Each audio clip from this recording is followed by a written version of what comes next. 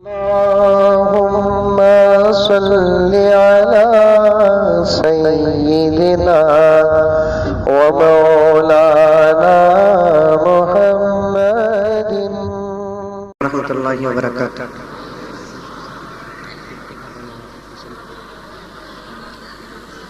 حاضرین کرام، ایک مرتبہ درود شریف پڑھ لیں۔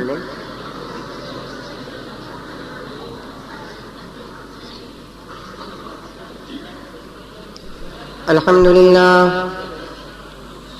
لله رب العالمين، نحمده ونستعينه ونستغفره ونؤمن به ونتوكل عليه ونعوذ بالله من شرور أنفسنا ومن سيئات أعمالنا، من يهد الله فلا مضل له ومن يضلله فلا هادي له، ونشهد أن لا إله إلا الله وحده لا شريك له، ونشهد أن سيدنا ونبينا ومولانا محمدا عبده ورسوله، أرسله بالحق بشيرا ونذيرا وداعيا إلى الله بإذنه وسراجا منيرا. قال الله تبارك وتعالى في شان حبيبه صلى الله عليه وسلم: إن الله وملائكته يصلون على النبي يا أيها الذين آمنوا صلوا عليه وسلموا تسليما. اللهم صل على سيدنا نبينا مولانا محمد وعلى آل سيدنا نبينا مولانا محمد وبارك وسلم. اللهم صل على محمد بعدد أوراق الأشجار وبعدد أقطار الأمطار وبعدد دواب البرار والبحار وعلى آله وصحبه وبارك وسلم. أما بعد، فأعوذ بالله من الشيطان الرجيم. بسم الله الرحمن الرحيم. ولقد نادانا نوح فلنعم المجيبون ونجيناه وأهله من الكرب العظيم وجعلنا ذريته هم الباقين وتركنا عليه في الآخرين. سلام على نوح في العالمين. صدق الله مولانا العظيم وصدق رسوله النبي الكريم، ونحن على ذلك لمن الشاهدين والشاكرين والحمد لله رب العالمين. تمام تعریفیں اللہ تبارک و تعالیٰ کے لیے ہیں، جس نے ہم جیسے گنہگاروں کو پھر ایک مرتبہ اپنی زندگیوں میں رمضان کی دولت عطا فرمایا، اور رمضان کے ساتھ رمضان کا آخری عشرہ اور آخری عشرے کی تاخراتوں میں آج پہلی تاخرات ہے، تاخرات جس کا ذکر جناب محمد رسول اللہ صلی اللہ علیہ وسلم نے بھی اپنے احادیث میں ارشاد فرمایا۔ اصل میں ان تاخراتوں کو متعین کرنے کی وجہ یہ ہے کہ جناب محمد رسول اللہ صلی اللہ علیہ وسلم نے ارشاد فرمایا، سال کے 12 مہینے اور 365 دنوں میں ایک رات ایسی آتی ہے جسے شب قدر کہا جاتا ہے، اور اس رات اللہ تعالیٰ نے اپنے قرآن پاک کو آسمان سے زمین میں نازل فرمایا، اور وہ رات 1000 مہینوں سے زیادہ افضل ہے۔ قرآن پاک نے اس بات کو سورہ کے تحت میں بھی نازل فرمایا۔ شب قدر کے نام پر ایک سورت ہی اللہ تعالیٰ نے 30ویں پارے میں نازل فرمایا۔ وہ رات کون سی ہوتی ہے، اس میں حضرات علماء کرام کا اختلاف ہے۔ حضرات علماء کرام الگ الگ اقوال نقل فرمائے ہیں۔ اللہ کے رسول نے فرمایا کہ میں جب کمرے میں تھا، اپنے گھر میں تھا، حجرے میں تھا، مجھے معلوم ہو گیا کہ وہ رات کون سی ہے۔ میں اس رات کی خبر دینے کے لیے جب باہر نکلا تو 2 صحابہ آپس میں لڑ رہے تھے، ان دونوں کو چھڑانے اور ان دونوں کا فیصلہ کرتے ہوئے میں نے اس رات کو بھول گیا۔ یہاں ایک عجیب سی بات بھی آپ حضرات کے سامنے آ جائے گی۔ صحابہ جیسی شخصیتیں آپس میں ایک چھوٹا سا اختلاف کرے تو شب قدر کی تعین ختم ہو گئی، اور اگر ہم آپس میں لڑے تو اور کیا کیا مصیبتیں نازل ہوں گی۔ میرے حال اللہ کے رسول نے فرمایا کہ میرے ذہن میں ہے کہ وہ یا تو 21 ہوگی، یا تو 23 ہوگی، یا تو 25 ہوگی، یا تو 27 ہوگی، یا تو 29 ہوگی۔ ایک کام کرو اے میرے غلاموں، رمضان کے آخری عشرے میں اور 5 طاق راتوں میں اپنی عبادت کو زیادہ کر لو۔ 5 میں سے جو رات شب قدر کی ہوگی انشاءاللہ تعالی وہ آپ کو مل جائے گی۔ اللہ کے رسول نے صاف اظہار فرمایا، اور اسی طاق راتوں میں شب قدر کو تلاش کرنے کے لیے میں اور آپ اللہ کے گھر کا سہارا لیتے ہیں، اللہ کے گھر میں بیٹھتے ہیں، کچھ دین کی بات کرتے ہیں، اپنے اخلاق اور اعمال کو سنوارنے کا انتظام اور اہتمام فرماتے ہیں۔ اس کے بعد جو اہم عبادت کے اس رات کی جاتی ہے، اور آقا نے فرمایا کہ اس رات وہ خاص عبادت کرو جسے دعا کہا جاتا ہے، اور ایسے مقدس راتوں میں اللہ تعالیٰ دعاؤں کو قبول فرماتے ہیں، تو ہم لوگ دعا کرتے ہیں۔ لیکن افسوس کی بات ہے کہ بعض علماء ایسے ہیں کہ ان راتوں کے اجتماع ہونے کو بدعت قرار دیتے ہیں، اور ان کی خواہش یہ ہوتی ہے کہ جاگنے والا مسلمان یا تو چن کھاتا رہے یا تو بستر پہ سو جائے، لیکن اللہ کے گھر کا ہو کر نہ رہ جائے۔ کہنے والے تو کہتے ہیں، لیکن مجھے اور آپ کو تو کچھ سوچ اور سمجھ کر اپنے عمل کو سنوارنا ہے، اسی لیے میں اور آپ بیٹھتے ہیں۔ بہت سارے لوگ ہم میں سے اور آپ میں سے ایسے ہیں کہ بعد نماز عشاء سے لے کر مسجد میں بیٹھے انتظار کر رہے ہیں کہ کب وہ بیان شروع ہوگا، کب وہ دعا ہوگی۔ تو دوستو، نفع ہوا کہ نقصان ہوا؟ نفع ہوا۔ کتنا نفع ہوا اللہ ہی بہتر جانتا ہے۔ سب سے پہلا نفع تو یہ ہے کہ اللہ کے گھر میں بیٹھنا، اس سے بڑھتی اور کوئی عبادت ہو سکتی ہے؟ کوئی عبادت نہیں ہو سکتی۔ اللہ کے گھر میں مومن کو اتنا سکون ملتا ہے جتنا کہ ایک مچھلی کو پانی میں سکون ملتا ہے۔ اللہ کے رسول نے فرمایا، المؤمن فی المسجد کالسمک فی الماء، مومن مسجد میں ایسے رہتا ہے جیسے پانی میں مچھلی رہتی ہے۔ والمنافق فی المسجد کالطیر فی القفص، منافق مسجد میں ایسے رہتا ہے جیسے پرندہ کسی درخت میں، پرندہ جیسے ایک درخت میں اطمینان کے ساتھ نہیں بیٹھتا، ویسے منافق اطمینان کے ساتھ مسجد میں بھی نہیں بیٹھتا۔ ہمارے ایمان کی دلیل ہے اور علامت ہے کہ ہم مسجد کو اپنے لیے پسند فرمایا، راستوں کو چھوڑ کر مسجد میں بیٹھے۔ اللہ کی ذات سے امید ہے کہ اتنی بڑی عبادت کو اللہ ضائع نہیں کریں گے۔ اللہ کی ذات تو وہ ہے میرے دوستو کہ پیر میں کانٹا بھی اگر چبھتا ہے تو اس کا اجر عطا فرماتے ہیں۔ حضرت عائشہ صدیقہ رضی اللہ تعالیٰ عنہ فرماتی ہیں، روایت کرتی ہیں، پیغمبر علیہ الصلوۃ والتسلیم گھر کے اندر ایک مرتبہ چراغ سیدھا کر رہے تھے۔ چراغ اب تو لیٹا آ گئے نا، ہمیں تو ترقی کے دور میں پیدا ہوئے، ہم سے زیادہ خوش قسمت کوئی نہیں ہے نا؟ کیا حضرت پرانے زمانے کی باتیں، ہمارے زمانے میں دیکھو فیان ہے، لائٹ ہے، پہلے زمانے میں پھنکا کرنے والا ہوتا تھا، اب تو ایسا ہے کہ ہم کہیں گے تو آٹومیٹک پھنکا پھر رہا ہے۔ پرانے زمانے میں گائے بکرے کیا کہتے ہیں، گھوڑا گدھا خچر پر سفر ہوتا تھا، اب ہوش اڑیں گے اتر جائیں گے، وہ ہوش کبھی ہوش ایسے ہو جاتی ہڈی بھی ملتی نہیں ہے نا؟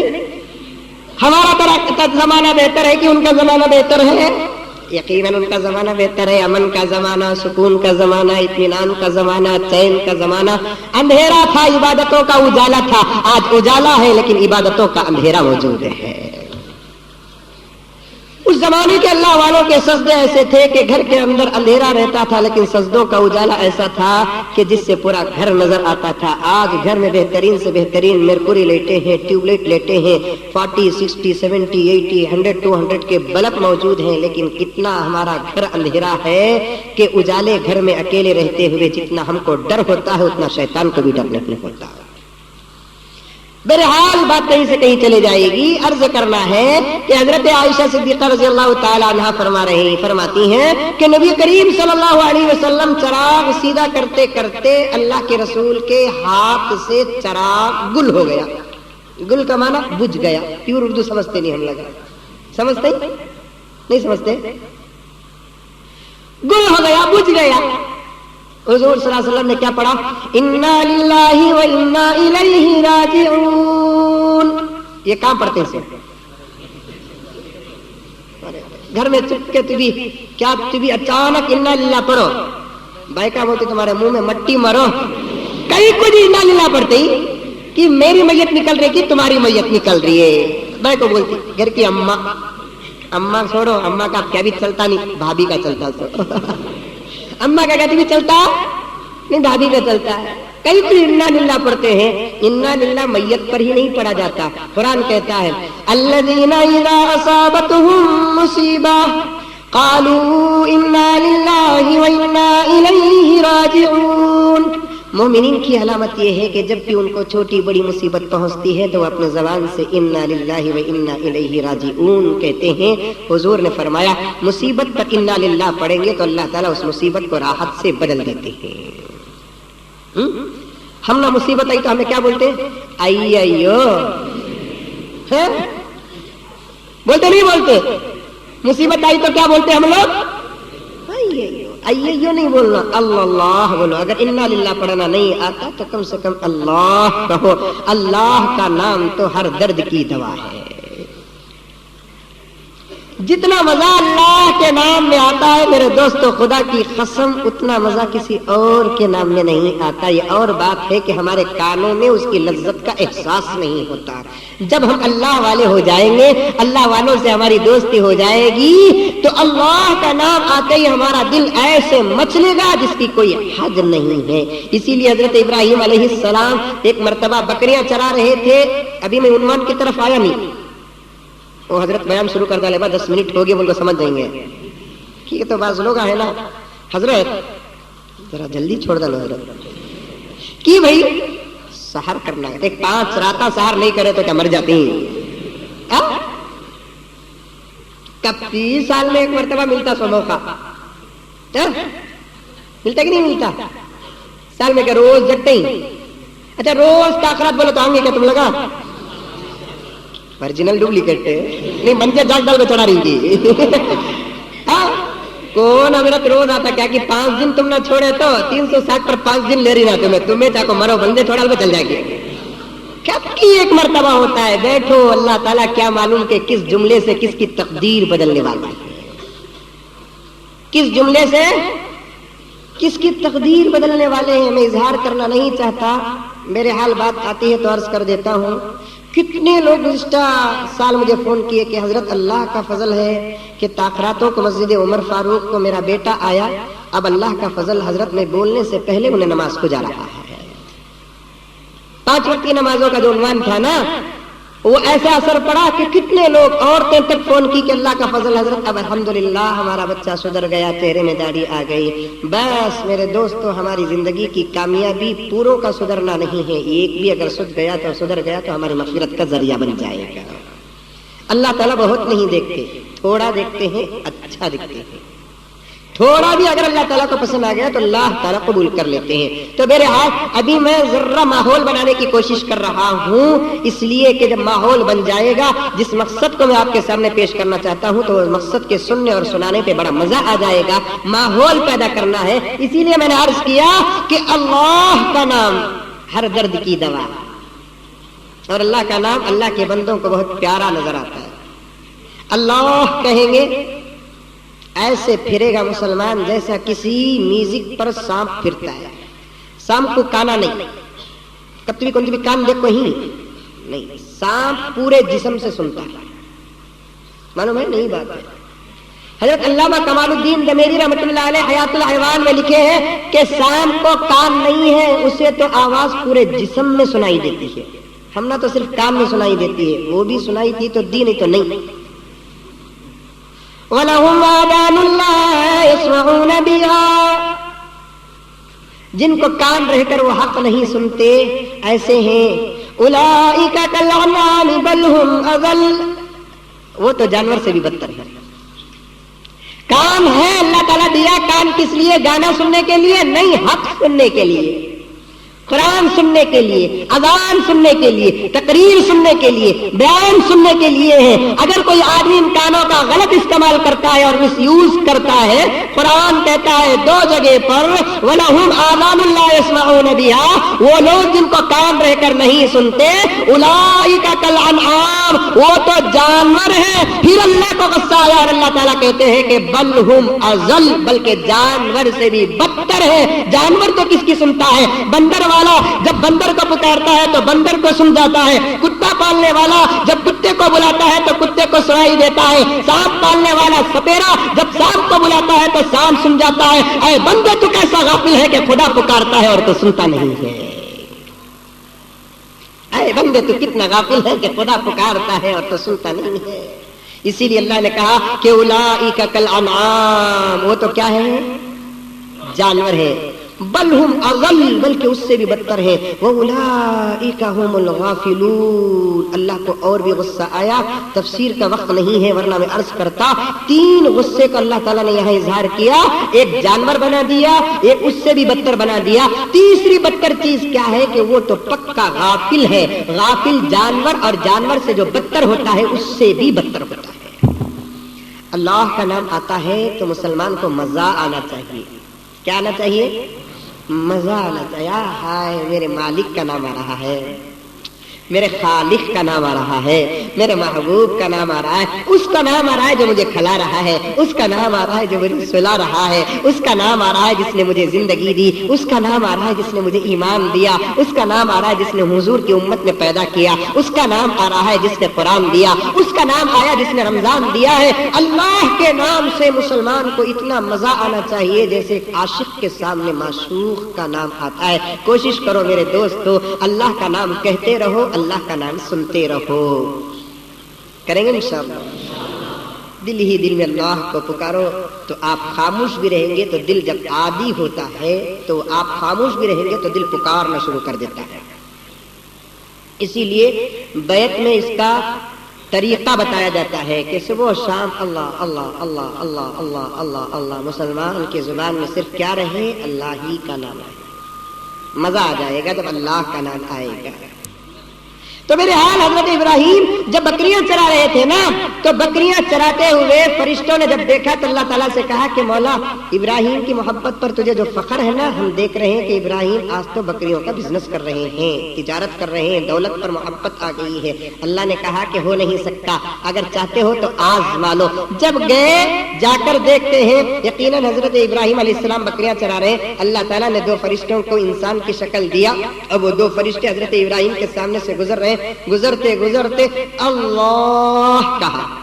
حضرت ابراہیم جو بکریاں چرا رہے تھے، اللہ کا نام آیا تو بورے بکریوں کو چھوڑ دیے اور آواز کو تلاش کرنے لگے کہ میرے محبوب کا نام یہ کہاں سے آ رہا ہے،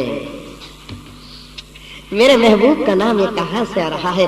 دیکھا گیا کہ دو آدمی فرشتے جو انسانی شکل میں تھے وہ اللہ کہہ کر گزر رہے ہیں۔ سامنے چلے گئے تو حضرت ابراہیم نے کہا ادھر ادھر بھائی ادھر ادھر، کہاں جا رہے ہیں؟ ہم جا رہے ہیں اس جگہ پر جا رہے ہیں۔ اب تم نے جو زبان سے کہا تھا نا اللہ کا نام اور ایک مرتبہ لو، اس لیے کہ سننے میں مزہ آ رہا ہے۔ حضرت ابراہیم کو تو فرشتوں نے کہا کہ ارے یہ تو بہت بڑی ذات کا نام ہے، چپکے نہیں لیا جائے گا، کیا دو گے؟ کیا دو گے؟ پیسہ پیسہ کیا دو گے؟ حضرت ابراہیم نے کہا کہ یہ دیکھو یہ میرے پاس اتنی بکریاں ہیں، ایک مرتبہ اس پاک پروردگار کا نام لے لو، سننے میں بڑا مزہ آ رہا ہے، آدھے بکریاں تحفے میں دے دوں گا۔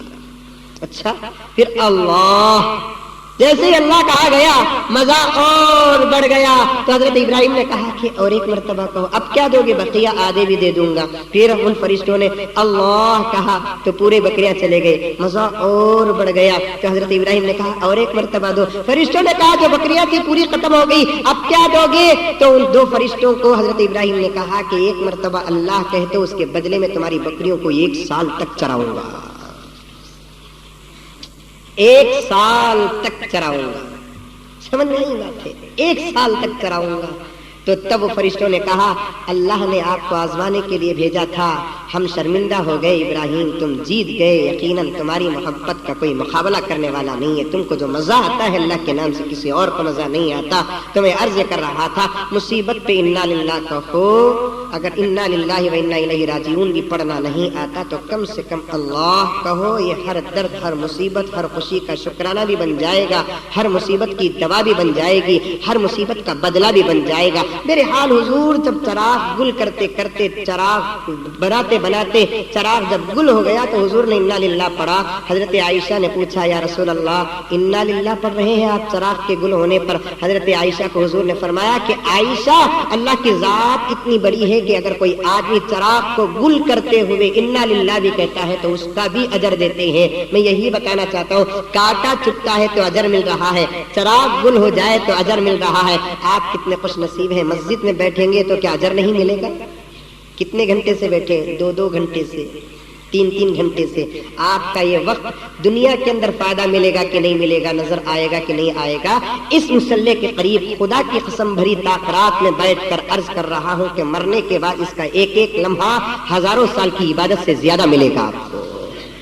مسجد میں ایک لمحہ بیٹھنا باہر سالوں کھڑے رہنے سے بھی زیادہ ثواب ہے۔ ایک تو مسجد میں بیٹھے، دوسرا ایک مولانا کا انتظار بھی کرے۔ آپ کرے نہیں کرے؟ ارے مزمل صاحب آئیں گے، مزمل صاحب اللہ کا فضل ہے، مولانا ہے کہ نہیں ہے؟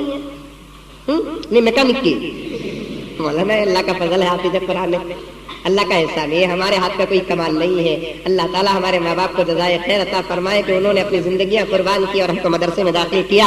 اللہ تعالیٰ ہمارے اساتذہ کی درجات کو بلند فرمائے جنہوں نے اپنے پسینے کو بہا کر ہمارے لیے علم کا انتظام فرمایا۔ ہمارے اساتذہ کا اور ہمارے ماں باپ کو بہت بڑا احسان ہے کہ انہوں نے اللہ کے حوالے کیا اور اللہ تعالیٰ نے ایک عالم بنایا اور مدرسے سے فارغ کیا اور ایک مسجد کا ایک خادم بنایا۔ ایک عالم کا انتظار کرنا کوئی معمولی بات ہے؟ یہ بھی عبادت میں داخل ہے کہ نہیں؟ یہ عبادت میں، ارے عالم آئیں گے، عالم آئیں گے، عالم آئیں گے، اور آپ کی آنکھیں ترس رہی تھی کسے؟ مولوی صاحب کو دیکھنے کے لیے۔ میں تو اپنے ہاتھ میں گنہگار ہوں، لیکن آپ کے حسن کے موافق عرض کر رہا ہوں، مزمل صاحب آئیں گے، دیکھیں گے دیکھیں گے۔ خواہش تھی کہ نہیں تھی؟ کی نہیں دیکھنے کی نہیں خواہش تھی؟ خواہش۔ حدیث میں آتا ہے کہ جو آدمی ایک عالم کو محبت کی نگاہ سے دیکھے گا، ہمارے شیخ نے ارشاد فرمایا، اللہ ہمارے شیخ کو جزائے خیر عطا فرمائے، دل تمنا دل میں حضرت نے اس حدیث کو نقل کیا، فرمایا کہ کوئی آدمی عالم کو محبت کی نگاہ سے دیکھا اور اس کی پیشانی کو بوسہ دیا تو اللہ تعالیٰ اس عالم کے سر میں جتنے بال ہوں گے بوسہ دینے والے کے اتنے گناہ کو معاف کر دے گا۔ اب اس کا مطلب نہیں سب کو مجھے بوسہ دو بول کہا میں سب کے بوسے لے کر ہوں۔ خیر انشاءاللہ موقع ملے تو دیجئے، کسی عالم کو، اپنے امام کو دیجئے، مؤذن کو دیجئے۔ کتنے لوگوں کو بوسہ دیے، کچھ ملا؟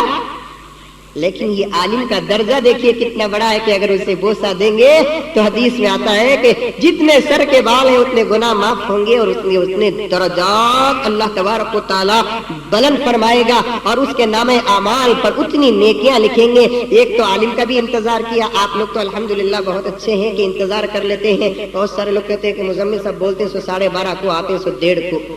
خیر میرے بھی پروگرام آئی، ورنہ یہ زمانے میں کون آدمی مولوی صاحب کا انتظار کرتا ہے؟ ایک نکاح کو گیا میں، نکاح پڑھاؤ مولوی صاحب کا، اچھی بات ہے پڑھاتا ہوں۔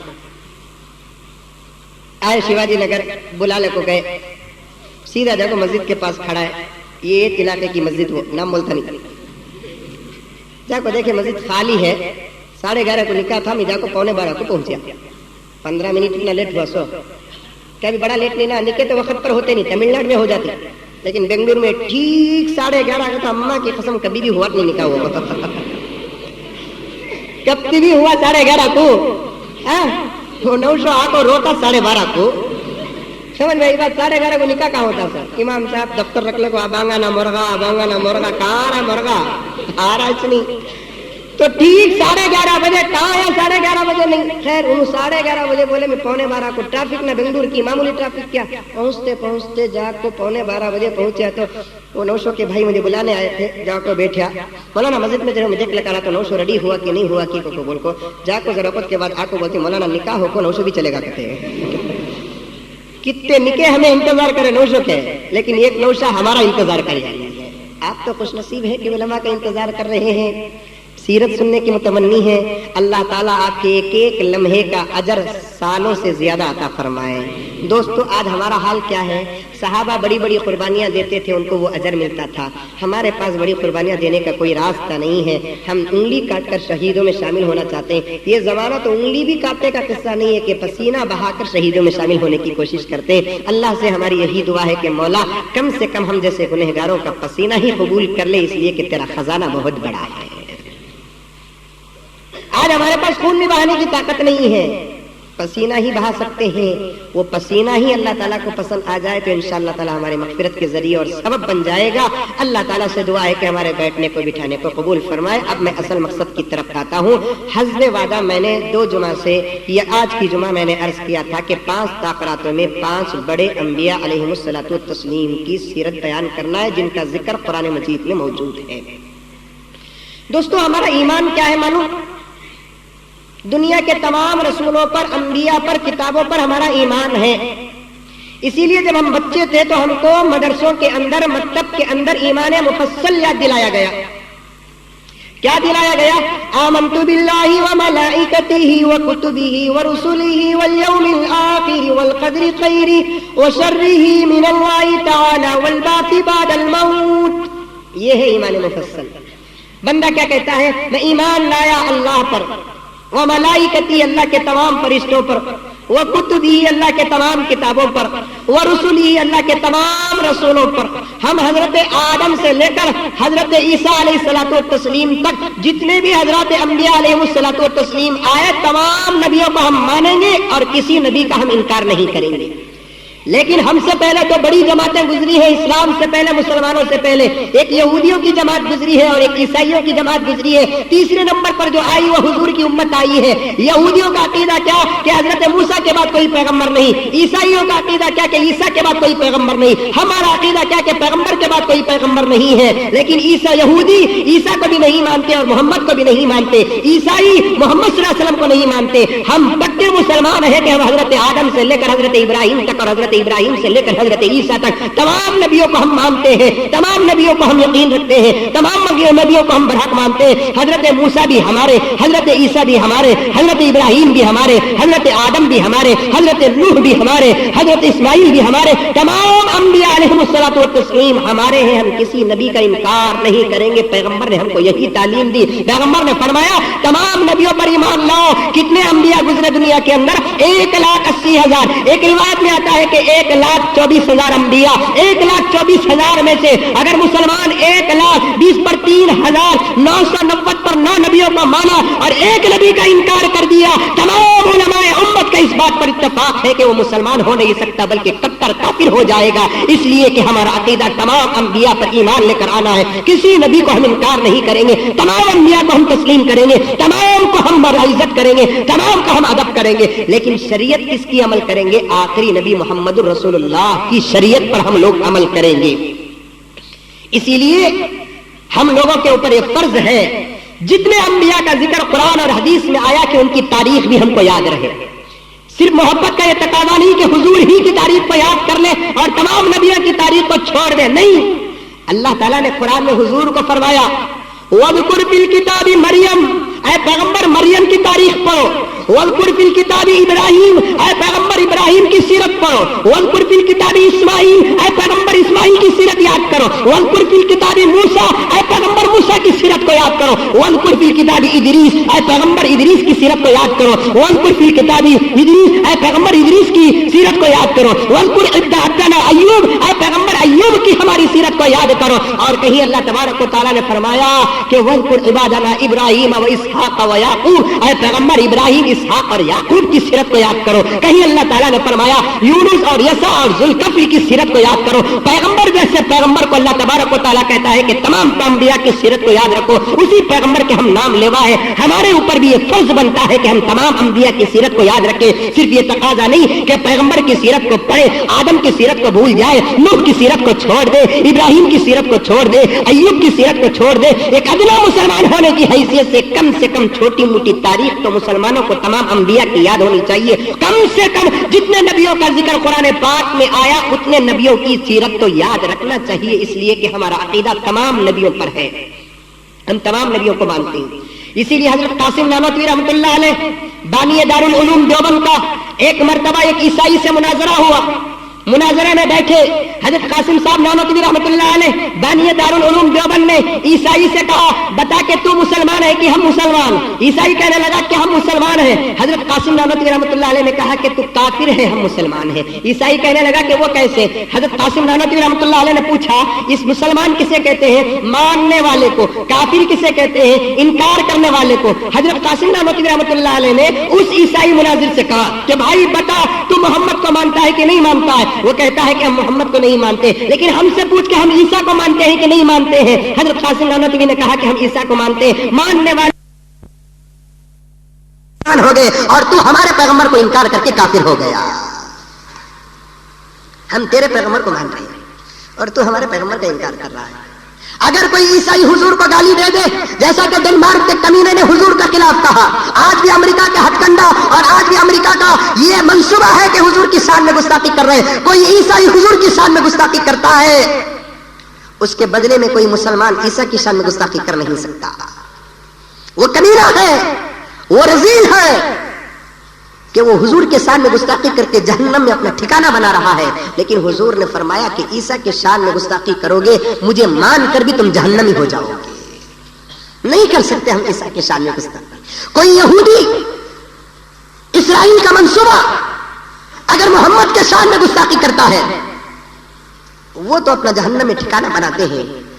یہودیوں کی دشمنی میں مسلمان کو حضرت موسیٰ کے شان میں گستاخی کرنے کی اجازت نہیں. ڈنمارک کے کمینے کتے نے جب حضور کا کارٹون بنایا اس سے انٹرویو لیا گیا کہ تو نے محمد کا کارٹون کیوں بنایا صلی اللہ علیہ وسلم. کارٹون کسے کہتے ہیں؟ صورتوں کو بگاڑنے والی ایک تصویر کو کارٹون کہا جاتا ہے. میرے آقا کی یہ صورت کا بگاڑیں گے، بگاڑنے والوں کی صورت بگڑی ہے. یہ بش کا پلان تھا، اللہ تعالیٰ نے اسے ایسی سزا دی کہ اس کی صورت ایسی بگڑی کہ اس کی صورت پر جوتا پڑ گیا. دیر آیت درست آیت. اللہ جلدی نہیں کرتے، دشمنوں کو بھی مہلت دیتے ہیں. سنستدرجهم من حيث لا يعلمون واملي لهم ان كيدي متين. ہم عذاب میں جلدی نہیں کرتے، بندہ ہے نا میرا، غلطی کر دیا مہلت دیتے ہیں. ہم اسے سدھر گیا، توبہ کر لیا، کان پکڑ لیا، گال مار لیا تو معاف کر دیتے ہیں. اگر سدھرے گا نہیں تو ہم ایسا تماچا مارے گے ساری دنیا اسے دیکھتی رہے گی. امریکہ کے منہ میں تماچا پڑا کہ نہیں پڑا؟ کیسا تماچا؟ کوئی ہاتھ سے مار دیتا تو بہتر تھا، لیکن اللہ تعالیٰ اس زیدی کو پکا اہل سنت والجماعت بنائے. بولو آمین. اللہ تعالیٰ اس زیدی کے عمر میں برکت عطا فرمائے، اسے پکا مسلمان بنائے. وہ تو ایران اور عراق کا ایک شیعہ تھا، لیکن ہماری دعا ہے کہ اللہ تعالیٰ اسے پکا سنی مسلمان بنائے. اور اس کے ہاتھوں کو ہم چومنا چاہتے ہیں. وہ تو بش کو اپنے ہاتھوں سے تماچا نہیں مارا بلکہ اپنے جوتوں سے تھپڑ مار کر سبق دیا کہ امریکہ سمجھ جا کہ اگر تو نہیں سنبھلے گا تو ایسے ہزاروں جوتے تیرا مقدر بن جائے گا. اور ایک جوتا کیا پڑنا تھا، اس کا اثر ہندوستان میں بھی پڑا. اور اس اثر سے نہ سدمبرم بچے نہ اڈوانی بچے. حضرت تم نہ کیسا معلوم، پنجے بھی معلوم، تم نہ معلوم کہ تو پنجے نہیں معلوم. نہ سدمبرم بچے نہ اڈوانی بچے نہ واجپئی بچے اور نہ معلوم کہ کون کون اسلام کے دشمنی کرتے ہیں ان کے مقدر میں جوتا اور چپل پڑنے والا ہے. اب تو ان لوگوں کو سدھر جانا چاہیے. ہاں اب تو سمجھ جانا چاہیے. ڈنمارک کے کمینے سے جب پوچھا گیا، ڈنمارک کے کمینے سے جب پوچھا گیا تو نے پروفٹ محمد کے کارٹون کو کیوں بنایا، تو اس کمینے نے کہا کہ میرا مقصد کچھ اور تھا، لیکن مسلمان تو بڑے ہوشیار نکلے، کیونکہ مسلمان کو ایمان ان کے باپ نے نہیں دیا، اللہ نے دیا ہے. ہم نے کون ایمان دیا؟ اللہ نے دیا ہے. اور ہمارے ایمان کا محافظ کون؟ دولت کو بینک بچائے گی، ایمان کو خدا بچائے گا. پیسے کہاں جمع کرتے ہیں؟ میرے پاس کچھ بھی جمع کرتے ہیں کیا؟ پیسے کا تو حضرت تمہیں بیٹا بابا پر بھروسہ نہیں کرتا، مرد جورو پر بھروسہ نہیں کرتا، جورو مرد پر بھروسہ نہیں کرتی تو تمہیں میرے پر بھروسہ کرتی ہیں. پیسوں کی حفاظت بظاہر اگر کوئی بیان تو کر لیتا ہے، لیکن خدا وحدہ لا شریک کی قسم ایمان کی حفاظت کون کرتا ہے؟ ہم اس پاک پروردگار کے دربار میں اپنے سر کو جھکا کر دعا کرتے ہیں کہ مولا جسم تباہ ہو جائے تو ہو جائے لیکن ہمارے ایمان کی حفاظت فرما، کیونکہ یہ جسم پھر نئے بنتے جائیں گے، یہ جسم بنتے جائیں گے میرے دوستو، اب ایسا جسم نہیں رہے گا، یہ چمڑا، یہ رگ، یہ بالا گیلا کچھ بھی نہیں رہیں گے۔ جب جنت میں ہم لوگ داخل ہو جائیں گے اللہ ہمارے جسموں کو نور کا بنائیں گے، اتنے گورے رہیں گے ہم لوگ کہ ہمارے رگوں کا خون دوسروں کو نظر آئے گا۔ کیا گورے ہو جاتے ہیں؟ تو پھر فیئر اینڈ لولی کی کیا ضرورت، پاؤڈر کی کیا ضرورت؟ اتنے گورے ہو جائیں گے، اللہ تعالیٰ جنت میں اتنا گورا بنائیں گے، جنت میں ایسا گورا بنا کر داخل کریں گے ہمارے رگوں کا خون دوسروں کو نظر آئے گا۔ اسی لیے حدیث میں آتا ہے دنیا میں عورتوں کو خوبصورتی عطا کی گئی ہے لیکن جنت میں مردوں کو خوبصورتی عطا کی جائے گی۔ عورتوں سے زیادہ ہمیں خوبصورت بائی کا اندر نہیں کہتے، میں تو دیکھا نہیں ہے کہتے، سمجھ میں آئی بات؟ تو ان سے زیادہ ہمیں خوبصورت۔ اب جنت میں ہم نہ مالے بھی پہننے کی اجازت، ہاتھ میں براسلیٹ بھی ڈالنے کی اجازت، سننا بھی پہننے کی اجازت، سمجھ میں آئی بات ہے؟ کنگن پہننے کی اجازت، سونے چاندی کے لباس ہوں گے، ہیرے زبرجد کے کام کیا ہوا ہوگا، معمولی چمکی پورنی کا انہیں پہن لی تو برقع پہننا چھوڑ ڈالتی، چمکی پورنی کا انہیں پہنی تو برقع پہننا چھوڑ دیتی ہے۔ میری اماں ذرا سوچ کر دیکھ کہ تیری چمکی پورنی کو دیکھنے کی اجازت قرآن نے تیرے شوہر کو دی ہے، راستے میں پھرنے والے آوارہ انسانوں کو دی نہیں ہوئی ہے۔ اور حضرت علامہ ابن جوزی رحمۃ اللہ علیہ نے فرمایا کون سی عورت جنت میں سب سے زیادہ خوبصورت رہے گی؟ حور سے بھی زیادہ خوبصورت، حور تو ہے اپنی جگہ پر خوبصورت، لیکن کون سی عورت دنیا کی سب سے زیادہ خوبصورت رہے گی؟ حدیث میں آتا ہے کہ وہ عورت کا چہرہ جنت میں سورج اور چاند سے بھی زیادہ منور ہوگا جس عورت کے چہرے پر کسی مرد کی نگاہ نہ پڑی ہو۔ اللہ اکبر۔ چھپاؤ تمہارا چہرہ میونسپالٹی کی ٹٹی نہیں ہے کہ ہر کتا چاٹتا پھرے، تمہارا چہرہ تو اللہ کی قدرت کی نشانیوں میں سے ایک نشانی ہے کہ اسے کالے کپڑے سے ڈھانپ لو، اس کا دیدار اگر کوئی کرے گا تو تمہارا شوہر کرے گا، اس کے علاوہ کوئی اور نہیں کرے گا۔ اللہ تعالیٰ اس عورت کے چہرے سے نور کو ختم کر دیتے ہیں جس عورت کے چہرے پر غیر مردوں کی نظر پڑ جاتی ہے، نور کو ختم کر دیتے ہیں جس عورت کے چہرے سے اللہ جل جلالہ عورت کے چہرے سے نور کو ختم کر دیتے ہیں جس عورت کے چہرے پر غیر مرد کی نظر پڑتی ہے۔ انشاءاللہ عرض کروں گا، ابھی 4 تاکراتیں باقی ہیں، حیات باقی رہے تو اور بھی عرض کروں گا، آج پورا کھول ڈالا تو ابھی باقی ہے نہیں اکاؤنٹ۔ تو بہرحال میرے دوستو اللہ تبارک و تعالیٰ بہت بڑے ہیں، بہت بڑے ہیں۔ ڈنمارک کا کمینے سے جب پوچھا گیا تو نے حضور کے شان میں گستاخی کیوں کی، اس نے کہا کہ میرا مقصد کچھ اور تھا، لیکن مسلمان بڑے ہوشیار نکلے۔ میرا مقصد یہ تھا کہ میں مسلمانوں کے پیغمبر کے شان میں گستاخی کروں تو مسلمان ہمارے پیغمبر کے شان میں گستاخی کریں گے جس کے نتیجے میں پورے مسلمان کافر ہو جائیں گے۔ میں ان کے ایمان کو بگاڑنے کی کوشش کر رہا تھا۔ ساری دنیا کے اندر مشرق سے لے کر مغرب تک، شمال سے لے کر جنوب تک، ساری دنیا میں ایک مسلمان بھی ایسا نہیں نکلا جو میرے کارٹون کا جواب عیسیٰ کے شان میں گستاخی کے ذریعے سے دیا ہو۔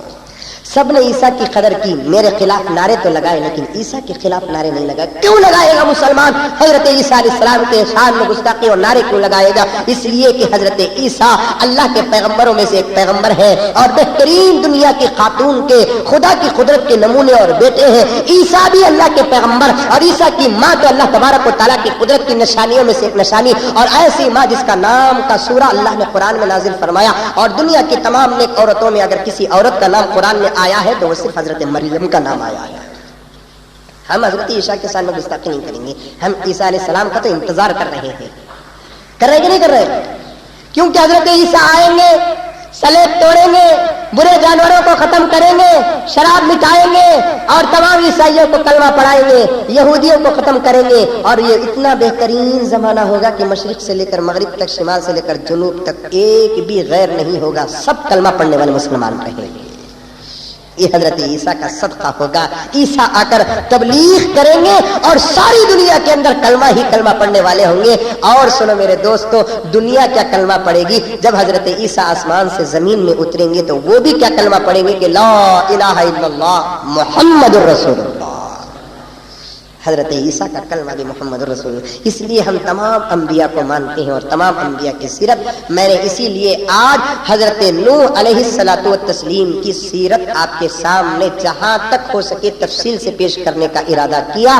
نوح علیہ السلام ان کا خاص، ان کا نام نوح نہیں تھا، بعد میں چل کر حضرت نوح پڑ گیا. ان کا سب خاص نام کیا؟ ہر آدمی کے ایک ایک دو دو نامہ ہوتے نہیں رکھتے ہیں حوصلے میں، ایک ایک دو دو تین تین. پیغمبروں کے بھی ایک ایک دو دو نام. میرے آقا کے تو 90 پر 9 نام ہیں. اللہ تبارک و تعالیٰ کے تو 365 نام ہیں.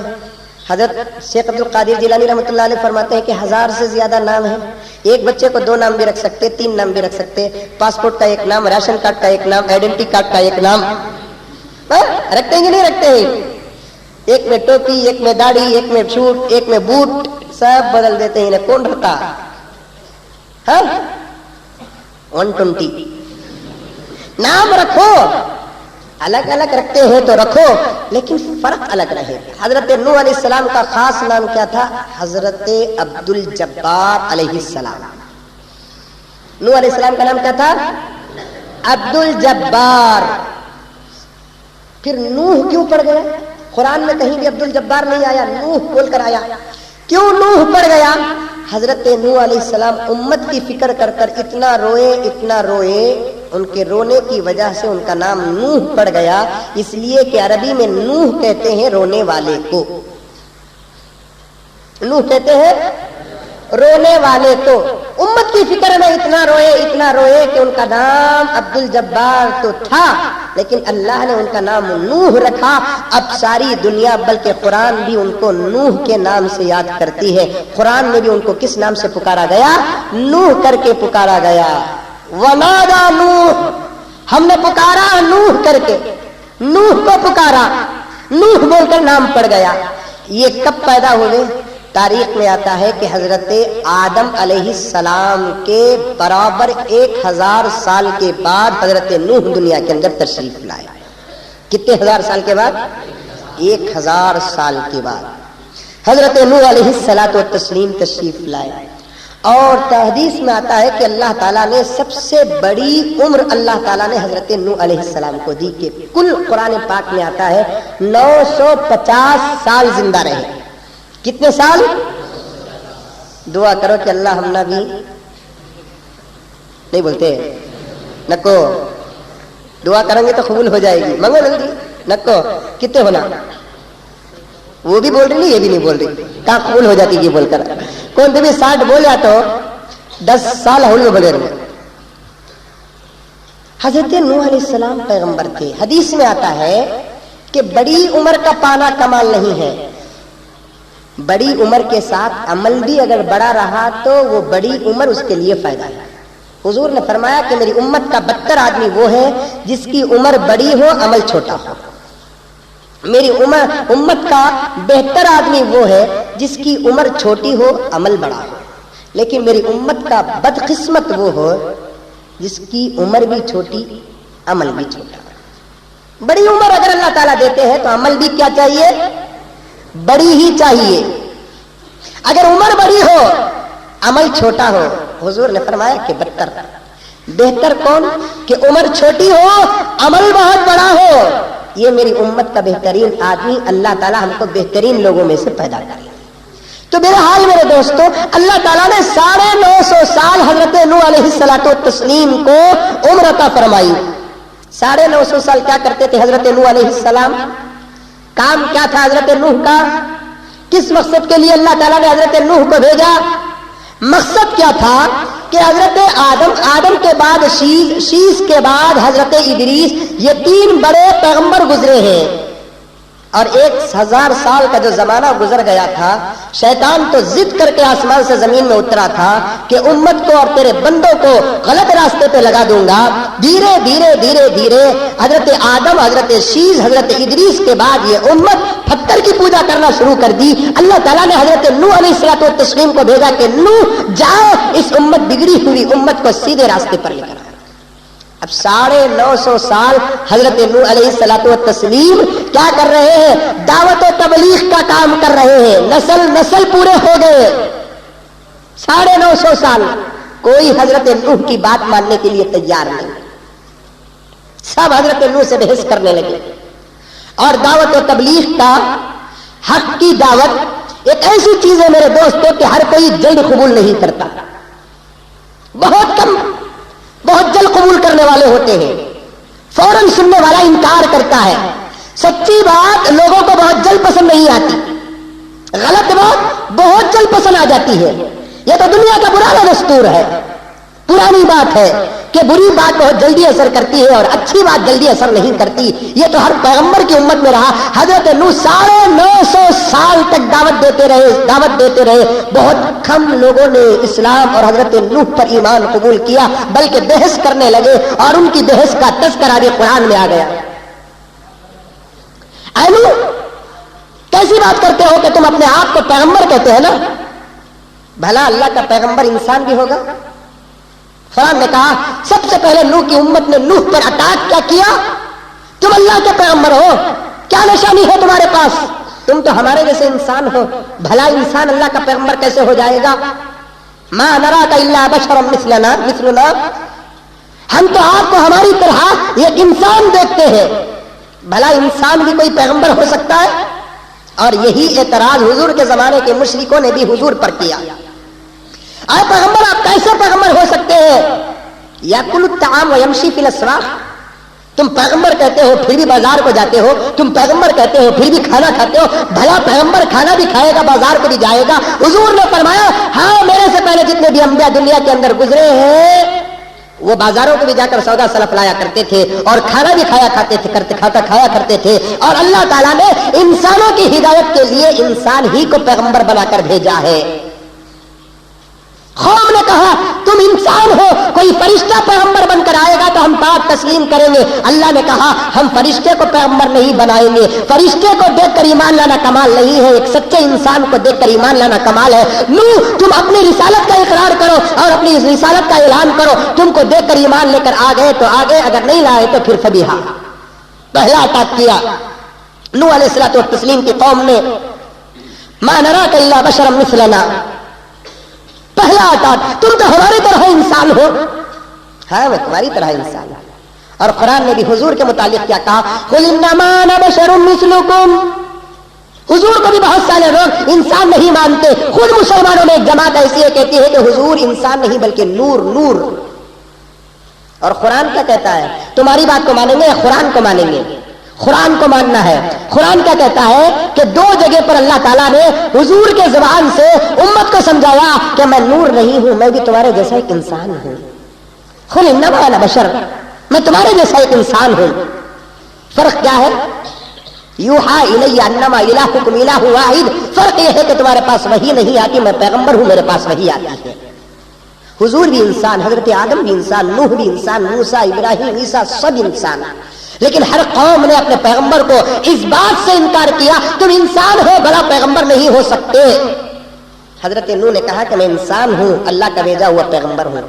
پھر دوسرا اٹیک حضرت نوح علیہ الصلوۃ والتسلیم نے کہا کہ نوح، تم کیسے پیغمبر ہو کہ تمہارے اطراف تو ہمیشہ قوم کے گرے ہوئے لوگ بیٹھے رہتے ہیں. وما نراک الا اتبعک ہم اراذلنا بادی الرأی. ہم آپ کو دیکھتے ہیں کہ آپ کے اطراف تو قوم کے کمینے بیٹھے ہوئے رہتے ہیں. آپ اگر پیغمبر ہوتے تو آپ کے اطراف اچھے بیٹھتے. آپ اچھے کیسے ہو سکتے ہیں؟ آپ پیغمبر کیسے ہو سکتے ہیں؟ آپ کے اطراف تو کمینے بیٹھے رہتے ہیں. پیغمبروں کے اطراف بیٹھنے والوں کو مشرک اور کافر لوگ تو کمینے کہا، حالانکہ وہ کمینے نہیں. حضور کے بارے میں بھی حضور کے زمانے کے مشرکوں نے کہا کہ تم کیسے پیغمبر ہو کہ تمہارے اطراف تو غریب ہی بیٹھتے ہیں. غریبوں کو مشرکین نے کمینہ کہا، حالانکہ غریب کمینہ نہیں ہوتا، کمینہ تو کچھ اور ہوتا ہے. حضرت سفیان ثوری سے پوچھا گیا کہ رذیل کون ہے؟ رذیل. حضرت سفیان ثوری رحمۃ اللہ علیہ نے فرمایا قوم کا رذیل وہ ہے جو بادشاہوں کی چاپلوسی کرتا ہے. سن لو کان کھول کے، رذیل کسے کہتے ہیں؟ غریب کو رذیل نہیں کہتے، بھکاری کو رذیل نہیں کہتے، بلکہ جو بادشاہوں کی چاپلوسی کرتا ہے. حضرت سفیان ثوری رحمۃ اللہ علیہ نے فرمایا بادشاہوں کو بے تکے انداز سے چلانے والا، بادشاہوں کا تھوک چاٹنے والا، بادشاہوں کی چاپلوسی کرنے والا وہ قوم کا سب سے بڑا رذیل ہے. آج ہمارے قوم میں بھی ایسے رذیل پائے جاتے ہیں. जो एक अच्छे बादशाह को भी बिगाड़ देते हैं, एक काउंसलर को बिगाड़ देते हैं, एक एमएलए को बिगाड़ देते हैं, उल्टा चीजा चलाते हैं। उन्हें शराब पिया तो भी वाह साहब आप तो रूह अफ़ज़ा पी रहे हैं ना? उन्हें शराब पिया तो शरबत, उन्हें झूठ बोला तो सच, उन्हें झूठा वादा करा तो सच्चा वादा, उन्हें रद्दी करता है तो उसे बढ़ाते हैं। ऐसे लोगों को हजरत सुफियान सौरी, अगर मुज़म्मिल कहेगा पूरे इलाके में गड़बड़ शुरू हो जाएगी। हजरत सुफियान सौरी ने फरमाया यकीन नहीं आता तो मारिकुल कुरान उठा कर देखो। हजरत मौलाना मुफ्ती शफी साहब रहमतुल्लाह अलैह ने हजरत सुफियान सौरी के हवाले से इस तारीफ को नकल फरमाया है कि रजील कौन है जो बादशाहों की चापलूसी करता है। चापलूसी तो किसी की भी करना नहीं है तो है, नहीं तो नहीं, हक तो हक, ना हक तो ना हक। चापलूसी किसी की नहीं की जाएगी। फिर हजरत इमाम मालिक रहमतुल्लाह अलैह ने क्या कहा, रजील कौन है जो दीन बेच कर दुनिया कमाता है वो कौम का रजील है। गरीब रजील नहीं, दीन बेच कर दुनिया कमाने वाला। मैं तफसील में नहीं जाऊंगा मेरे दोस्तों, बड़ी लंबी तफसीर और तहकीक आपके सामने पेश करना है। जो जो जुमला आता है उस जुमले को सुनकर अपनी जिंदगी को सामने रखकर फैसला करो। क्या हम में से कितने ऐसे ताजिर हैं जो दीन बेचकर दुनिया नहीं कमाते? दीन बेचते हैं, दीन, गीरत, मान, मर्यादा बेचते हैं, शर्म और हया बेचते हैं। कितने मुसलमानों की दुकानें ऐसे हैं जो कैसेटों की तिजारत करते हैं, कैसी गलीज गलीज कैसेटों की तिजारत करते हैं। वो मुसलमान है, मैंने अपने आंखों से देखा ऐसे रजीलों के दुकान में जहां गलीज गलीज फिल्म की सीढ़ियां रखी जाती है, वही दुकानों के अंदर माशाल्लाह इंशाल्लाह का भी बोर्ड लगाया होता है। मेरा दिल चाहता है कि इनके चेहरों को जूते मार मार कर खराब कर दूं कि ये दुकान के अंदर माशाल्लाह क्यों लगाया है, कि अल्लाह का फजल आया है। ऐसे रजील है जो दीन बेचकर दुनिया कमाते हैं। क्या हमारे माशरे में सूद का कारोबार करने वाले नहीं है?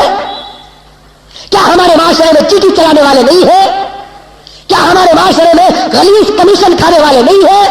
क्या हमारे माशरे में रिश्वत खाने वाले नहीं है? क्या हमारे माशरे में लड़कियों का धंधा करने वाले नहीं है? ये कानों ने सुना और इन आंखों ने देखा उन कानों को कि मुसलमान नाम के कितने लड़के ऐसे हैं जो लड़कियों का भी धंधा करते हैं। मैं डरता नहीं मेरे दोस्तों, मैं साफ बात करता हूं और बगैर पुरुष की बात नहीं करता। आज है हमारे माशरे में जो दीन बेचकर दुनिया कमाते हैं। हजरत इमाम मालिक ने सच फरमाया, जो दीन बेचकर दुनिया कमाता है वो मुआशरे का रजील है, रजील, वो मुआशरे का कमीना है। दीन न बेचो, दुनिया बेचो, दुनिया कमाओ। दीन बेचकर दुनिया न कमाओ, दुनिया बेचकर दीन कमाओ, तुम्हारा ईमान मजबूत हो जाएगा। दीन न बेचो मेरे दोस्तों, ये किस्मत वालों को मिलने वाला तोहफा और दौलत है। तिजारे बदल दो, तिजारे बदल, तिजारतें बदल दो, सही तिजारत करो, अच्छी तिजारत करो, दीन न बेचो मेरे दोस्तों। मैंने पहले भी अर्ज किया, मुझे माफ फरमाए, दीन बेचकर दुनिया कमाने वाला उस औरत से भी बदतर है जो जिस्म बेचकर पैसा कमाती है। दीन बेचकर दुनिया कमाने वाला उस औरत से भी बदतर है जो जिस्म बेचकर पैसा कमाती है। कोई औरत माफी के साथ, मेरी माए मैं तुम्हारे शर्म और हया को सलाम करता हूं। मैं तो उन फाहिशा औरतों की बात करता हूं जो फिल्मों में एक्टिंग करती है। आपके पर्दे को तो मुज़म्मिल सलाम करता है। मैं बरसबीले तस्करार कर रहा हूं, बात समझाने के लिए, बात को दिलों के अंदर बिठाने के लिए कि कोई औरत अपने जिस्म का धंधा करे, उसे माशरे में इज्जत नहीं मिलती। हमारे मोहल्ले के अंदर कितने ऐसे मुसलमान हैं जो दीन बेचकर दुनिया कमाते हैं, उनको कितनी इज्जत की निगाहों से देखा जाता है। लेकिन ये मर्द नहीं है। हजरत इमाम मालिक ने बिल्कुल सच फरमाया, गरीब रजील नहीं है, रजील तो वो है जो दीन बेचकर दुनिया कमाता है। अल्लाह ताला हम तमाम को दीन बेचने से हिफाजत फरमाए। बाज़ उलमा ने फरमाया, रजील किसे कहते हैं? उस आदमी को रजील कहते हैं जो आदमी दूसरों की दुनिया के लिए अपना दीन खराब करता है। दूसरों की दुनिया के लिए अपना दीन जो आदमी खराब करता है उसे कहते हैं रजील। बेटे की दुनिया बनाने के लिए कोई बाप अपना दीन खराब करता है तो बाप रजील। شوہر کی دنیا بنانے کے لیے کوئی بیوی دین خراب کرتی ہے تو بیوی رذیل، بیوی کی دنیا بنانے کے لیے کوئی شوہر اپنا دین خراب کرتا ہے تو شوہر رذیل، چھوٹے کی دنیا بنانے کے لیے بڑا اپنا دین خراب کرتا ہے تو بڑا رذیل۔ یہ کس نے کہا؟ بعض اللہ والوں نے کہا، حضرت مولانا مفتی شفیع صاحب رحمۃ اللہ علیہ نے اپنے معارف کے اندر اس تفسیر کو لکھا ہے۔ کسی کے لیے اپنے دین کو خراب نہ کرو، یہ تیسری بات ہے نا، یہ ہر گھر کے اندر پائی جاتی ہے۔ ٹی وی کیوں لایا؟ بیوی کے لیے لایا، بیوی کی ٹی وی دکھانے کے واسطے میرے بھائی کو اپنے دین کو غلط کرے گا۔ کیسٹ کیوں لایا؟ میرے بچے کی خواہش ہے۔ سی ڈی کیوں لایا؟ بیوی کی خواہش ہے۔ دوسروں کی دنیا بنانے کے لیے جو آدمی اپنے دین کو خراب کرتا ہے وہ مسلمان نہیں ہوتا، بلکہ حضرات فقہا نے فرمایا کہ وہ رذیل ہوتا ہے، غریب رذیل نہیں ہوتا۔ نوح کی جماعت نے کہا کہ نوح تم کیسے پیغمبر ہو کہ تمہارے اطراف ہمیشہ ہمیشہ غریب ہی رہتے ہیں، جن غریبوں کو ہم رذیل کہتے ہیں۔ حضرت نوح نے کہا دعوت و تبلیغ کی بات سب سے پہلے غریبوں کی دل ہی کے اندر بیٹھتی ہے۔ مالداروں کے دماغ میں مال گھسا ہوا ہے، دین کی بات جلدی نہیں گھستی۔ اور آج کے زمانے میں بھی دیکھیں گے ایک غریب کا کان پکڑ کر سدھارنا آسان ہے، ایک مالدار کو سدھارنا بہت مشکل ہو جاتا ہے۔ کیا میں غلط کہہ رہا ہوں؟ جتنا ہمارے مالداروں کا معاشرہ بگڑا ہوا ہے اتنا غریبوں کا معاشرہ بگڑا ہوا نہیں ہے۔ اور انبیاء کی دعوت پر سب سے پہلے لبیک کون کہتے ہیں؟ غریب غریب کہتے ہیں۔ امیر لوگ تو انبیاء سے ڈر کر بھاگتے ہیں، یہ کبھی نماز کا حکم، کبھی زکوٰۃ کا حکم، کبھی صدقے کا حکم، کبھی اس کا حکم، اس لیے مالدار ڈر کر بھاگ جاتے ہیں۔ دو باتوں کی بحث قرآن کے اندر آئی کہ نوح تم پیغمبر ہو نہیں سکتے اس لیے کہ تم انسان ہو، اور تم پیغمبر ہو نہیں سکتے اس لیے کہ تمہارے اطراف ہمیشہ غریب لوگ رہتے ہیں۔ حضرت نوح نے کہا کہ بھائی غریبوں کو برا نہ کہو، اس لیے کہ مالدار سے زیادہ روزانہ 500 مرتبہ اللہ تعالیٰ غریبوں پر محبت کی نظر ڈالتا ہے۔ ہم ان غریبوں کو بوسہ دینا چاہتے ہیں جن غریبوں کو خدا محبت کی نظر سے دیکھتا ہے۔ لیکن مجھے معاف فرمائے، آج کے غریب کہتے ہیں کہ ہم بھی کسی سے، واہ، آج کا غریب بھی غریب نہیں ہے۔ مالدار کے گھر میں کئی سی ٹی وی کی، غریب کے گھر میں خرچے کو نہیں دیا تو بھی کیبل کو دیتا ہی نہیں، جورو کو خرچے کو تو نہیں دیتا برابر، تکرار، خرچے کو نہیں دیا تو بھی غریباں کیبل کو دے رہے ہیں۔ کہ آج غریبہ بھی کچھ کم نہیں ہے، یہ تو اس زمانے کے غریب ہیں کہ جو کسی نبی سے محبت کرتے تو دنیا کو چھوڑ دیتے، اپنے پیٹ میں تو پتھر باندھتے لیکن اپنے ایمان کو پتھر نہیں لگاتے۔ آج کے غریب بھی ایسے نہیں ہیں۔ سمجھ میں نہیں باتیں، غریبوں کو بھی سدھرنا چاہیے۔ تمہاری مقام، تمہارا عظمت بہت بڑا ہے، یہاں کوئی غریب بیٹھا ہے وہ خدا کا شکر ادا کرے کہ مولا دنیا کی دولت سے بچا کر تو نے آخرت کی دولت کا فیصلہ فرمایا، تیرے دربار میں ہم سر جھکاتے ہیں۔ اس لیے کہ آقا نے فرمایا، نبی کریم صلی اللہ علیہ وسلم نے فرمایا کہ روزانہ 500 مرتبہ اللہ تعالیٰ غریب کو رحمت کی نظر سے دیکھتے ہیں۔ کتنے مرتبہ؟ 500 مرتبہ۔ خدا رحمت کی نظر سے دیکھے میرے دوستو، کوسی ٹی وی چھکری طریقے سے ہم نہ دیکھ گالی، وہ رستہ مرے تک چھوڑتا نہیں ہے، چھوڑتا ہے۔ ارے باپ وہاں سے جیں گے، کون ٹی وی دیکھتا نہیں میرے بھائی؟ فنا ہونے والی چیز اگر اس کی نظر پڑ جائے تو راستہ نہیں چھوڑتا، باقی رہنے والی ذات روزانہ 500 مرتبہ دیکھتی ہے تو اس کا دامن کیوں چھوڑتا ہے؟ دنیا کی ہر چیز فنا نہیں، کل من علیہا فانی ویبقا وجہ ربک ذو الجلال والاکرام۔ یہ دنیا فنا ہونے والی ہے، زمین و آسمان فنا ہونے والے ہیں، یہ چاند سورج فنا ہونے والے ہیں، یہ رشتہ داری فنا ہونے والی ہے، یہ شکل و صورتیں فنا ہونے والے ہیں۔ کسی قبر کو جا کر کھول کے دیکھو کہ 40 دن بھی نہیں گزریں گے کہ چہرہ بگڑ چکا ہوگا، ختم۔ جب وہ اگر کوئی ہم کو دیکھ لے تو میرے بھائی یہ عالم ہے، اب اللہ تعالیٰ رحمت کی نظر سے دیکھتا ہے۔ حضرت نوح نے کہا غریبوں کو حقیر نگاہوں سے نہ دیکھو، اس لیے کہ غریبوں کو اللہ تعالیٰ محبت کی نگاہوں سے دیکھتا ہے۔ جب حضرت نوح ان کے سوالات کا جواب دینے لگے تو وہ مشرکین نوح کے زمانے کی ایک بہت بڑی جماعت کہنے لگی، جب ان کے پاس بات کر کے بچنے کی کوئی چانس نہیں تھی، کہنے لگے قالوا یا نوح قد جادلتنا فاکثرت جدالنا فأتنا بما تعدنا ان كنت من الصادقین۔ بحث کرنا چھوڑ دو، بہت بحث کر چکے ہو، تم تو ہم کو خالی ڈراتے رہتے ہیں کہ سدھر جاؤ ورنہ اللہ کا عذاب آ جائے گا، سدھر جاؤ اللہ کا عذاب آ جائے گا۔ اگر تم اپنے کہنے پر سچے ہو تو اللہ کا عذاب منگا کر دکھاؤ، ہم بھی دیکھنا چاہتے ہیں کہ کون سی ذات ہم کو برباد کرنے والی ہے۔ قالوا یا نوح قد جادلتنا فاکثرت جدالنا فأتنا بما تعدنا ان كنت من الصادقین۔ اے نوح بہت بحث کر لیے، तुम्हारा दिमाग खराब हो गया, बहुत बहस करे, अगर तुम सच्चे हो तो ला कर दिखाओ।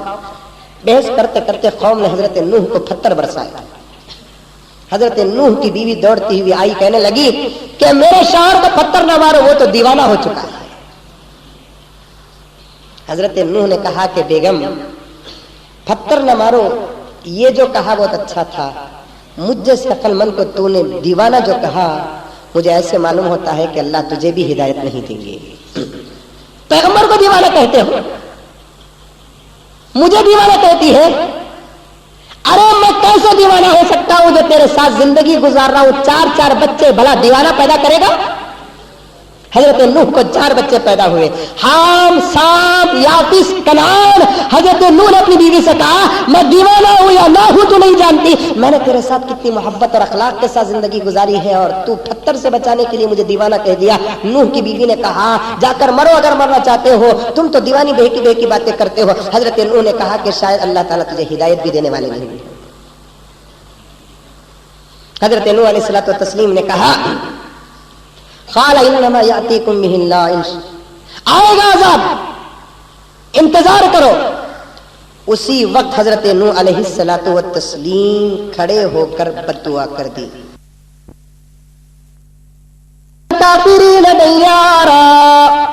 अल्लाह खून सुधरने वाली नहीं है, किसी काफिर को जमीन के अंदर न तू छोड़, सबको तबाह कर दे।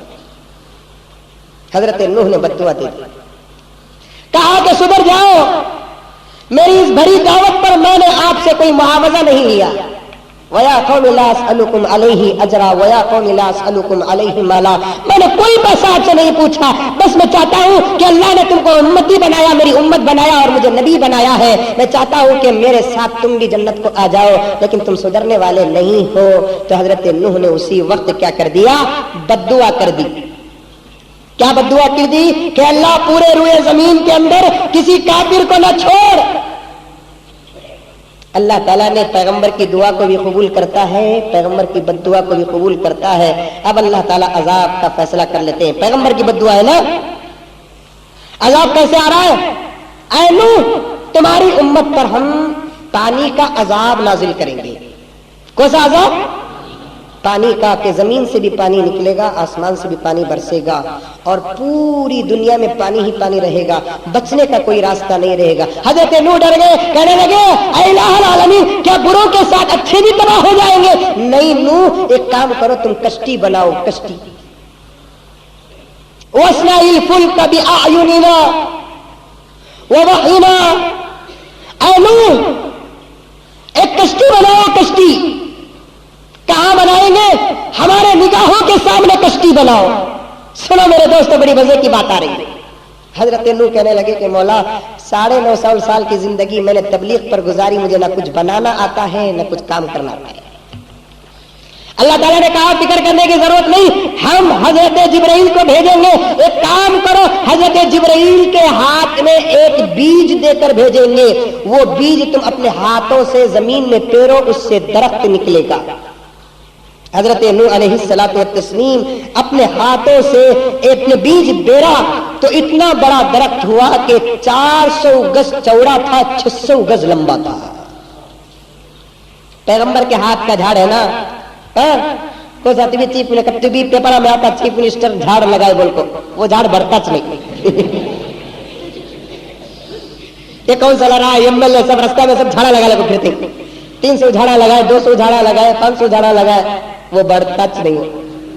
कि तो हाथ अच्छे रहे तो ना बढ़ेगा वो। हमारे हाथों से लगाना झाड़ा, तुम्हें क्या बढ़ेंगे? तुम्हारे दरख्त बढ़ेंगे। हजरत नूह ने अपने हाथों से जो दरख्त लगाया, कितना बड़ा था वो? 400 गज चौड़ा, 600 गज लंबा। खुदे के बाद कहां जाते हैं? कम इरादा नहीं, डडल मरा को जाओ, डडल मरा नहीं, वो डडल मरा वहां बड़ा झाड़ है कहते, उसका जड़ कहाँ है मालूम नहीं। वो अब तक मैं तो देखा नहीं, वो कहाँ का की झाड़ा के वो बेला उतर को ही कहते, एक एक बेल के पास एक एक फैमिली बैठे रहती। समझ में बात? आज पकाए से बिरयानी सब आ जाते वहां खाते ही, ये तो डोडल मरा जाते ही, नहीं तो कपन पार्क जाते, नहीं तो लाल बाग जाते। कांजी गया रमजान का तो लाल बाग को गया कहते खाली اٹھا اٹھا جھاڑ رہا تھا ایسا کرتے نا حضرت نوح علیہ الصلوۃ والتسلیم کو اللہ تعالیٰ نے جنت کا ایک درخت دے کر بیج دے کر بھیجا، اے نوح اپنے ہاتھوں سے یہ بیج پیرو اور اس سے اتنا بڑا درخت ہوگا۔ تاریخ میں آتا ہے کہ 400 گز چوڑا اور 600 گز لمبا درخت پیدا ہوا۔ جب پورا درخت پیدا ہو گیا، درخت کے بننے کے بعد اب پورے روئے زمین میں عذاب آنے سے 40 سال پہلے بچے پیدا ہونا بند ہو گئے۔ اب کوئی بچہ نہیں پیدا ہو رہا ہے عذاب سے 40 سال پہلے، کیونکہ اللہ تعالیٰ بچوں سے بڑی محبت کرتے ہیں اور بچوں پر عذاب دینا پسند نہیں کرتے۔ حضرت نوح کی امت پر عذاب آنے سے 40 سال پہلے کوئی عورت بچہ نہیں پیدا کر رہی ہے اور کسی مرد کو بچہ نہیں ہو رہا ہے۔ اب اتنا بڑا درخت حضرت جبرائیل کو حضرت نوح کے پیچھے لگا دیا کہ وقتاً فوقتاً نوح کو بتاؤ کہ کشتی کیسے بنائے۔ فرشتوں کے ہاتھ سے کشتی نہیں بلکہ نوح اپنے ہاتھوں سے کشتی بنائے۔ حضرت نوح علیہ السلام کشتی بنانا چاہتے ہیں، کیسے بنا رہے؟ اللہ تعالیٰ نے کہا کہ نوح اس درخت کو ٹکڑے ٹکڑے کرو اور اس کے تختے بناؤ۔ کشتی تو لکڑی سے نہ بنتی سو۔ اللہ تعالیٰ نے کہا کہ نوح اس کشتی کے لیے جتنے ٹکڑے کرو گے، تختے بناؤ گے، وہ کل 1,24,000 تختے بناؤ، اس لیے کہ ہم دنیا کے اندر 1,24,000 نبیوں کو پیدا کرنے والے ہیں۔ ایک ایک تختہ ایک ایک نبی کا بدلہ ہوگا۔ 1,24,000 تختے کاٹ کر حضرت نوح علیہ الصلوۃ والتسلیم ایک بہت بڑی کشتی بنائے اور ہر ایک تختے پر ایک ایک پیغمبر کا نام لکھا، یہاں تک کہ آخری تختے پر جناب محمد رسول اللہ کا نام لکھا۔ روایت میں آتا ہے کہ حضرت نوح آخری تختے کو کشتی کے پیچھے رکھے، پیچھے اللہ تعالیٰ نے کہا کہ نوح تمہاری کشتی ڈوب جائے گی، اس لیے کہ اس نام کا تختہ پہلے رکھو، اس لیے کہ اس میں میرے پیغمبر کا نام ہے۔ یہاں ایک واقعہ یاد آتا ہے، پیغمبر کو آگے نہیں رکھو گے، پیغمبر کے نام کا تختہ نوح کی کشتی میں آگے نہیں آیا تو نوح کی کشتی نہیں چل رہی ہے۔ ہماری زندگیوں کی کشتی کو اگر چلانا ہے تو محمد کی سیرت کو سامنے رکھنا پڑے گا، ورنہ ہماری کشتی بھی دنیا میں کامیاب نہیں ہو سکتی۔ حضرت نوح علیہ السلام نے پیچھے رکھا تو اللہ نے کہا کہ نہیں، تمام تختوں کا یہ تختہ ڈرائیور ہوگا، اس لیے اس تختے کو سامنے رکھو، اس نام کی برکت سے اس پر کشتی کے اندر خطرہ بھی داخل نہیں ہوگا۔ 1,24,000 تختوں میں پوری کشتی تیار ہوگی، 4 تختوں کی سخت ضرورت پڑی۔ 1,24,000 تو پورے نبیوں کی ہوگی اور 4 تختوں کی ضرورت پڑی۔ اللہ تعالیٰ نے حضرت نوح نے اللہ تعالیٰ سے کہا کہ اللہ اب یہ 4 تختے ہونا ذرہ اور فٹ کرنا چاہیے۔ اللہ تعالیٰ نے نوح سے کہا کہ نوح 4 تختے لو، لیکن 4 تختوں میں تم کس کا نام لکھو گے جبکہ پورے نبیوں کا نام تو ختم ہو گیا؟ ہاں اللہ، کس کا نام لکھو؟ ایک کام کرو نوح، ان 4 تختوں میں تم میرے آخری پیغمبر کے 4 خلفاء کا نام لکھو، ایک میں ابو بکر، ایک میں عمر، ایک میں عثمان، ایک میں علی کا نام لکھو، کیونکہ یہ میرے آخری پیغمبر کے لاڈلے خلفاء ہیں۔ اچھا یہ تختہ کہاں سے لانا؟ پیغمبروں کا تختہ تو جنت سے اترا ہے، خلفاء کا تختہ کہاں سے لانا؟ حضرت نوح نے پوچھا کہ الہ العالمین یہ 4 تختے کہاں سے منگانا ہے؟ اللہ تعالیٰ نے کہا کہ نوح دریائے نیل میں ایک چھوٹا درخت ہے، وہ درخت منگا لو۔ اللہ وہ درخت کون جا کر لائے گا؟ حضرت نوح کی امت میں بہت بڑا آدمی تھا جس کا نام اوج بن انق۔ کیا نام تھا اس کا؟ انہیں بہت کھاتا تھا، انہیں کھانے میں بڑا مشہور، انہیں اتنا اونچا، اتنا ہائٹ، پرسنالٹی ایسی ہے، تاریخ میں آتا ہے کہ سمندر سے مچھلی نکال کر سورج کی گرمی میں بھون کر کھاتا تھا۔ ہمیں رتی زم جا کو ذرا ادھر ایک انڈا ادھر ایک انڈا آگا تو چلتا سو دیکھنا رابرٹ ڈچ نے انسان میں رابرٹ کیا کہتے دادا کہتے نا، 2 جلابہ ہوا تو پوترا ہو جاتا ہے۔ کیا دادا؟ کائے کا دادا؟ جو 2 جلاب کو برداشت نہیں کر سکا وہ کائے کا دادا؟ ایک بخار کو برداشت نہیں کر سکا، کائے کا دادا؟ ایک سر کے درد کو برداشت کر نہ سکا، کائے کا دادا؟ اکیلے گھوم نہ سکا، کائے کا دادا؟ ساتھ میں چمچوں کو رکھا، کائے کا دادا؟ ظلم کر رہا ہے، کائے کا دادا؟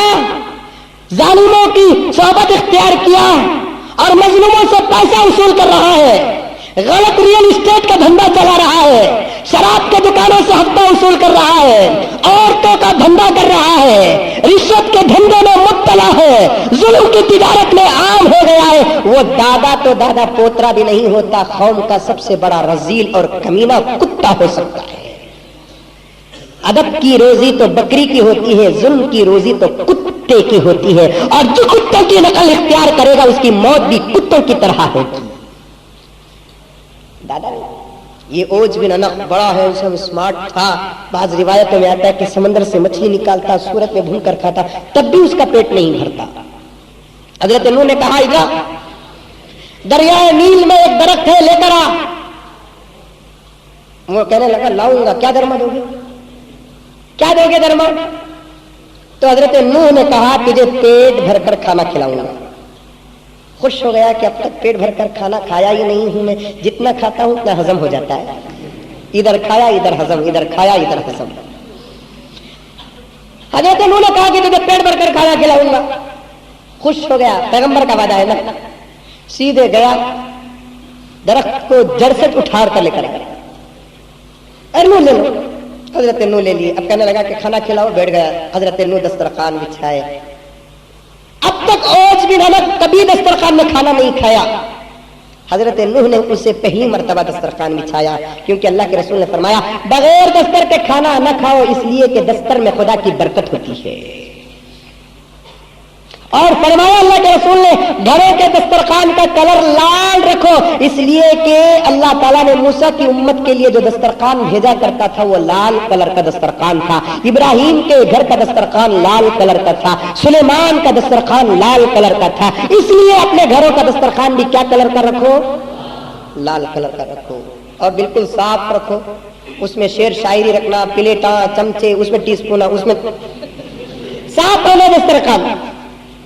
जो आया आया, उसमें भी क्या करते काम है, उसमें क्या की शेर है, मुझे शायरा ज्यादा याद आते नहीं, अगर किसी को याद है तो बोल सकते हैं। मेहमान आया बरकत आई, क्या की आया क्या की आई, हराम का खला था बरकत है।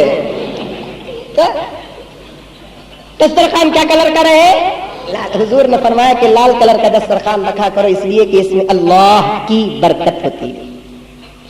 हजरत नूह ने दस्तरखान बिछाया और अपने हाथों से पकाई हुई 3 रोटियां रखी। कितनी रोटियां? 3 रोटियां रखी।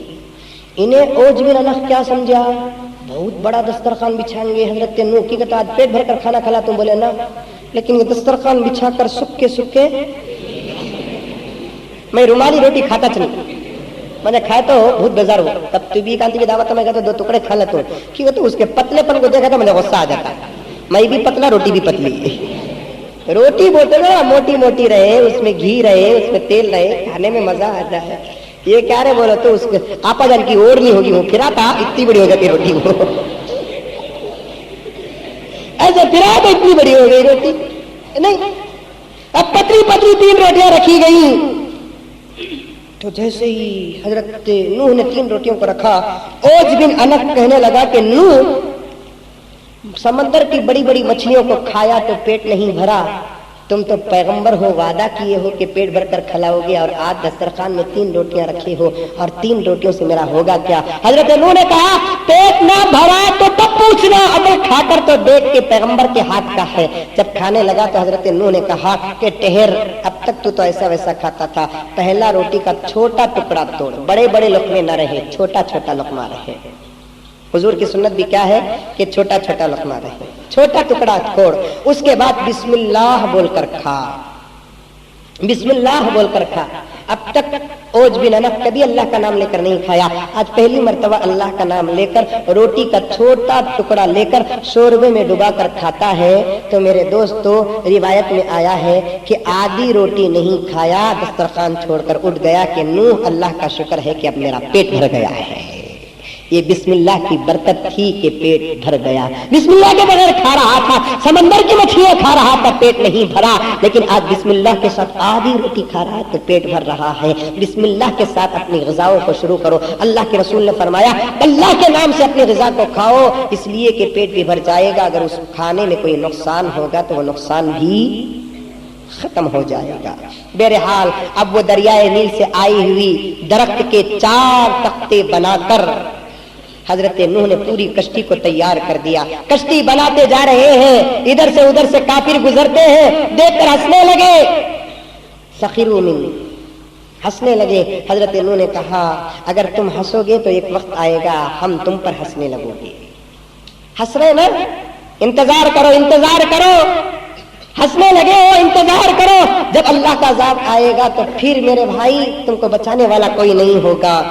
اب پوری کشتی تیار ہو گئی. حضرت نوح علیہ الصلوۃ والتسلیم کو اللہ تعالیٰ نے کہا کہ نوح کشتی کے 3 منزل بناؤ, 3 افٹر کی کشتی بناؤ. نیچے کے افٹر میں درندوں کو رکھو, اس کے اوپر کے افٹر میں پرندوں کو رکھو, سب سے اوپر تم اپنی امت کے ساتھ سوار ہو جاؤ, اس لیے کہ تباہ ہونے والی قوم کا منظر بھی تم کو دیکھنا ہے. بعض روایتوں میں آتا ہے 7 منزلہ کشتی بنائے, بعض روایتوں میں آتا ہے کہ 3 منزلہ کشتی, گراؤنڈ فرسٹ سیکنڈ. کتنی چوڑی تھی وہ کشتی؟ 300 گز لمبی, 50 گز چوڑی, اتنی بڑی کشتی بنائے. اب پوری کشتی تیار ہو گئی. اللہ نے کہا کہ عذاب کا انتظار کرو. اللہ کیسے آئے گا عذاب؟ اے نوح تمہارے گھر کے چولہے میں جب پانی آئے گا تو سمجھ جاؤ کہ عذاب آ رہا ہے. چولہے میں آگ آتی ہے, پانی آتا ہے, آگ آتی ہے. اللہ نے کہا حتی اذا جاء امرنا وفارت النور, جب تمہارے چولہے میں پانی آئے گا تو سمجھ جاؤ کہ عذاب آ رہا ہے. ایک مرتبہ حضرت نوح علیہ السلام اپنی بیوی, اپنے بیٹے اور اپنے بہو کے ساتھ بیٹھ کر کھانا کھا رہے تھے. چولہے پر تنور پر نگاہ پڑتی ہے, کڑکتی ہوئی آگ کے بیچ میں ایک پانی کا فوارہ نکلنا شروع ہو گیا. حضرت نوح گھبرا گئے کہ اللہ کا عذاب آ گیا, اللہ کا عذاب آ گیا. ہلکا پانی آ رہا ہے, ہلکا آگ میں پانی آ رہا ہے. حضرت نوح نے فوراً اپنے بیٹوں کو اور بیوی کو بلایا, اللہ کا عذاب آ گیا ہے. اللہ نے کہا کہ پانی سے میری امت تباہ ہو جائے گی, پانی میرے چولہے میں نکل چکا ہے, آ جاؤ کشتی میں آ جاؤ. فوراً اپنے بیٹوں کو, بہوؤں کو, بیوی کو, بچوں کو بلایا. بیوی کہنے لگی او پاگل دیوانے, تیرے پیچھے بھلا کوئی آ کر کشتی میں, گھر چھوڑ کر کوئی کشتی میں زندگی گزارے گا؟ میں نہیں آؤں گی. نوح کے 4 بیٹے تھے, حام, سام, یابس, 3 بیٹے آ گئے. آخری چھوٹا جو بیٹا تھا جس کا نام کنعان تھا, کہنے لگا کہ ابا میں نہیں آؤں گا, عذاب آئے گا بھی نہیں, ویسے اگر عذاب آ جائے گا تو میں پہاڑ میں چڑھ جاؤں گا. وہ بیٹا بھی نہیں آیا. 3 بیٹے آئے, 3 بیٹوں کی بیویاں آئیں. حضرت نوح علیہ الصلوۃ والتسلیم پوری دنیا میں اعلان کرے, لاؤڈ اسپیکر کا دور نہیں تھا, انٹرنیٹ کا دور نہیں تھا, مائک کا دور نہیں تھا, موبائل کا دور نہیں تھا. اللہ تعالیٰ نے نوح سے کہا کہ نوح ساری دنیا کے درندوں پرندوں کو اعلان کر دو کہ اللہ کا عذاب شروع ہو چکا ہے, آ جاؤ ہماری کشتی میں.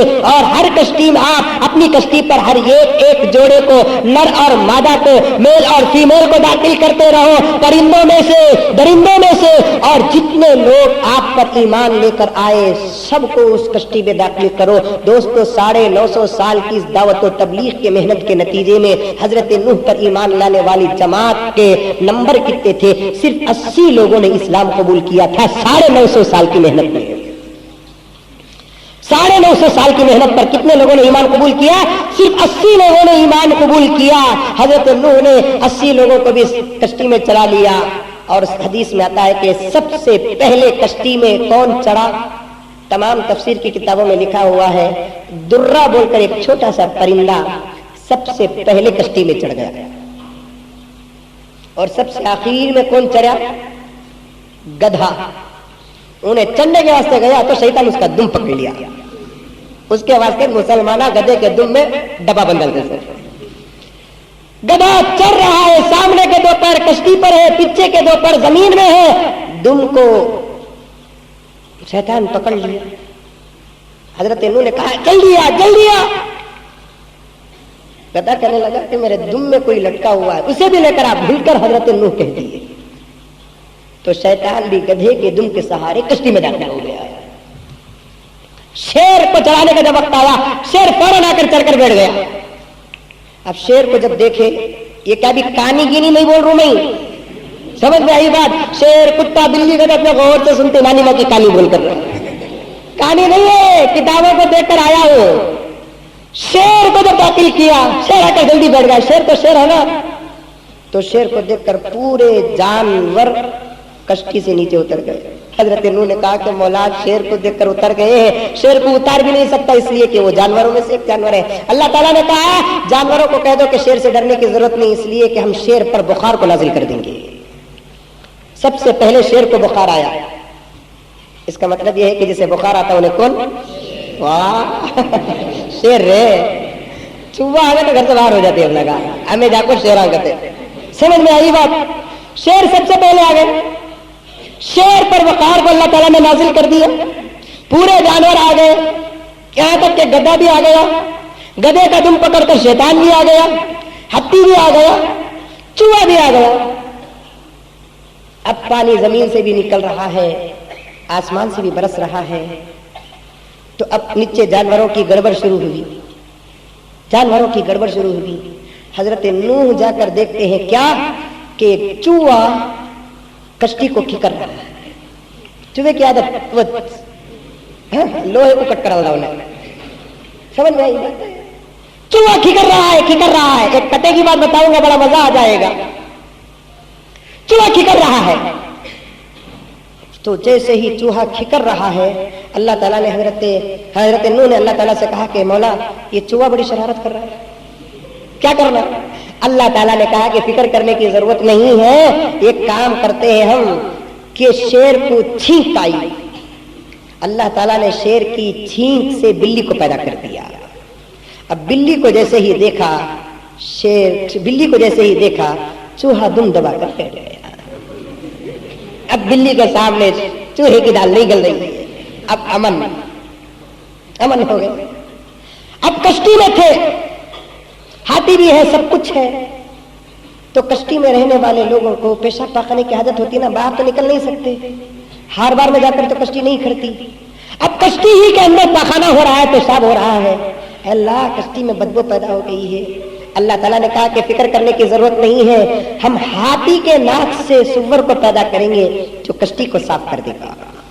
کشتی کی صفائی کا بھی انتظام ہو گیا. اب زمین سے بھی پانی, آسمان سے بھی پانی نکل رہا ہے. نکلتے نکلتے میرے دوستو اتنا پانی آ گیا کہ ساری دنیا ڈوب گئی, پورے پہاڑ ڈوب گئے, سب کچھ. یہاں تک کہ حضرت نوح کا جو بیٹا تھا, حضرت نوح کہنے لگے وَنَادَى نُوحٌ ابْنَهُ وَكَانَ فِي مَعْزِلٍ يَا بُنَيَّ ارْكَب مَّعَنَا وَلَا تَكُن مَّعَ الْكَافِرِينَ. اے بیٹے آجا میری کشتی پر آجا, اس لیے کہ تو بچنے والا نہیں ہے, کافروں سے نہ ہو. تو حضرت نوح کا بیٹا کہنے لگا زمین سے پانی آیا تو کیا, آسمان سے پانی آیا تو کیا, میں پہاڑ میں چڑھ جاؤں گا, پہاڑ میں چڑھ جاؤں گا.